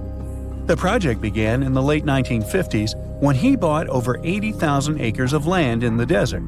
He thought of a place where families would thrive. At the time, housing was affordable, and the town came equipped with leisure options such as a golf course, swimming pool, and recreation fields. Some people did buy lots over there, but the project was interrupted. That's why, if you're driving outside of LA, you might see a small island of houses, which is a tiny fraction of what California City was supposed to be. What European country would you say is filled with abandoned places? If you said Spain, then you got it right. Let's name a few. What was once planned to be a luxury resort is now a graffiti haven. The place started to be built in 1969, but just a year later, construction halted. In Ibiza, you'll also find something called the Festival Club. You see, Ibiza wasn't always the party place it is today. This club opened its doors in 1972, but 2 years later, Spain lived through a big oil crisis and fewer tourists went to visit the island. The club was eventually abandoned, and today, visitors come to check out the graffiti art. The exterior of the houses is in perfect shape, which makes it hard to believe that all these houses were left to their own luck. According to the explorer who found them, they've been abandoned since 2008, again, that terrible year of recession. The company that built it went broke in the final quarter of construction of the condo and abandoned the project at its very final stage. What a sad ending. Now, in Miami Beach, you'll find a luxurious abandoned hotel that once hosted a Beatles concert. In the late 1950s, it was the go-to spot for celebrities such as Frank Sinatra. Today, the Deauville Resort has already been demolished. It was shut down in 2017 after a fire damaged some of the building structures. For a while, they decided to leave the hotel as it was, with its furniture and memorabilia still inside. Let's see what it looked like. The main entrance and lobby gave out a lot of 1950s vibe. The kitchen was still equipped with dishware and cutlery. The bathrooms had stalls and hair dryers available for use. And one could find electronic room keys thrown all over the floor. The hotel's main ballroom was where the magic used to happen. In 1964, the Beatles played a concert there that drove thousands of unticketed fans to stand outside, waiting to get a glimpse of the stars. The Deauville might have been a huge part of American cultural history, but today it's nothing more than an abandoned site. Now, there is no doubt that some of the most interesting abandoned places in the world were once amusement parks. Amusement parks are usually filled with so much laughter and joyful times. But not these ones. Neri Dreamland was meant to be Japan's Disney World, but the project failed with time. Today, Neri Dreamland is nothing but a dream. If you were visiting it before it was taken down, this is what you would see. Your heart would beat faster than usual when you passed a fog-covered roller coaster. Was that meant to be the Matterhorn? Yup. Everything about this place said you shouldn't be there. But you're too curious. Tossed on the park's floor, you would see reels of tickets and disfigured stuffed animals. Fancy walking through an empty diner? It's bizarre how the tables and stools were left in place. Walking through what was once a gift shop, you would see empty shelves and an old-school cash machine. Now, are you as disturbed as I am after watching this? Yikes! Some places don't look important until the world realizes they hold the keys to the future. That's the case with Canada's Arctic. For most of history, it was just ice, snow, rocks, caribou, and even more ice. But now, it's about to become one of the most important places on Earth, and maybe make Canada a global superpower. Why? Because it's hiding minerals that power electric vehicles, satellites, and missile systems, while the demand is skyrocketing. However, it's not just mining and having resources, it's also about control. Right now, China has a massive head start because it refines over 90% of the world's rare earths. That means if you want to launch a satellite, manufacture advanced electronics, or even just keep the lights on in your fancy smart home, odds are you're relying on China. And that makes a lot of world powers very nervous. Because when everything's going electric, the last thing you need is being dependent on your geopolitical rival. So now, the global clean tech treasure hunt is officially on. The US, Europe, Japan, Australia, they're all competing. However, the latest technology and untapped potential might give Canada the upper hand. Canada's had these minerals for decades, but with low prices, tough terrain, and no global rush, they mostly stayed untouched. However, Ottawa is finally stepping up its game. Back in 2022, Canada rolled out the Critical Minerals Strategy with billions in funding and tax perks to get companies digging. There's also plans to build the necessary roads, ports, and power lines to tap into those remote deposits up north. Canada already produces more than 60 minerals and metals, but 31 of them are now considered critical. 6 of those are having VIP treatment: lithium, graphite, nickel, cobalt, copper, and rare earth elements. But digging it up is just step 1. The real plan? Keep it local. Melt that frozen treasure into shiny new batteries right at home.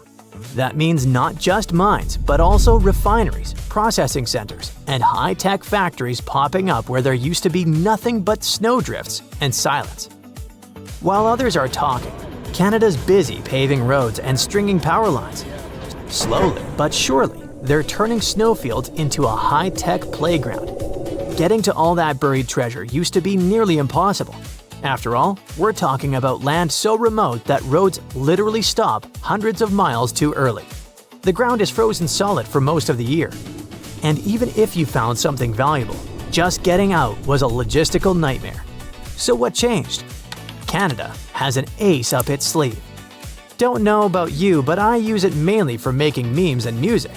But geologists? They're scanning the Arctic like it's Minecraft with X-ray vision.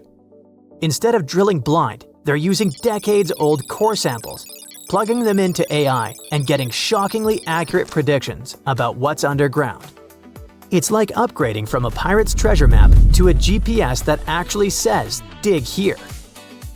Companies like Geologic AI and Cobalt Metals are already doing this, pouring data into AI and getting X marks the spot hits for nickel, cobalt, and rare earths. In the Northwest Territories, Canada is running a pilot lab that uses AI and digital scanning to reanalyze decades-old rock samples. The goal is to spot hidden mineral deposits that old methods might have missed without digging a single new hole. All that sounds great, but maybe I made it sound simpler than it is. Digging up the Arctic is a logistical nightmare. For starters, this isn't just a remote patch of land. The Canadian Arctic is huge. Almost half the country, stretching over Yukon, the Northwest Territories, and Nunavut. We're talking about a region larger than India, with fewer people than a small city. Most of it is permafrost, wilderness, or ice-covered islands scattered across the Arctic archipelago. Temperatures go from barely 50 degrees Fahrenheit during summer to negative 40 degrees Fahrenheit or colder, with ground that stays frozen for most of the year. Fun fact, did you know that negative 40 degrees happens to be the same as negative 40 degrees Celsius? It's the one temperature where both scales intersect. They climb at different rates, but eventually cross paths when it gets cold enough. Just a small trivia nugget for weather nerds like me. Anyways, you can't just roll in a truck and break ground in the Arctic. Up there, roads just stop. Want to build something? It can take years. and one nasty winter can put everything on ice. And if you want to continue up north, you need more of everything. More food, more fuel, more machines, which means even more money. Speaking of money, another chilling fact is how much this all costs. Mining in the far north is way more expensive than doing it in, say, Australia or Chile.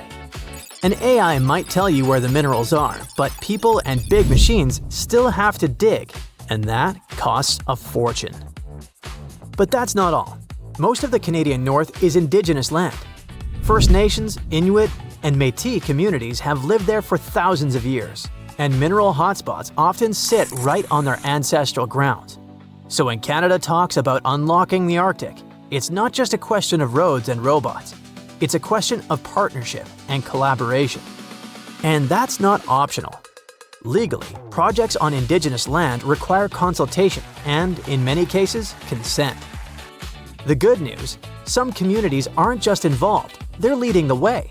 In regions like Nunavut and the Northwest Territories, Indigenous-owned corporations and world powers are already shaping how development happens on their terms.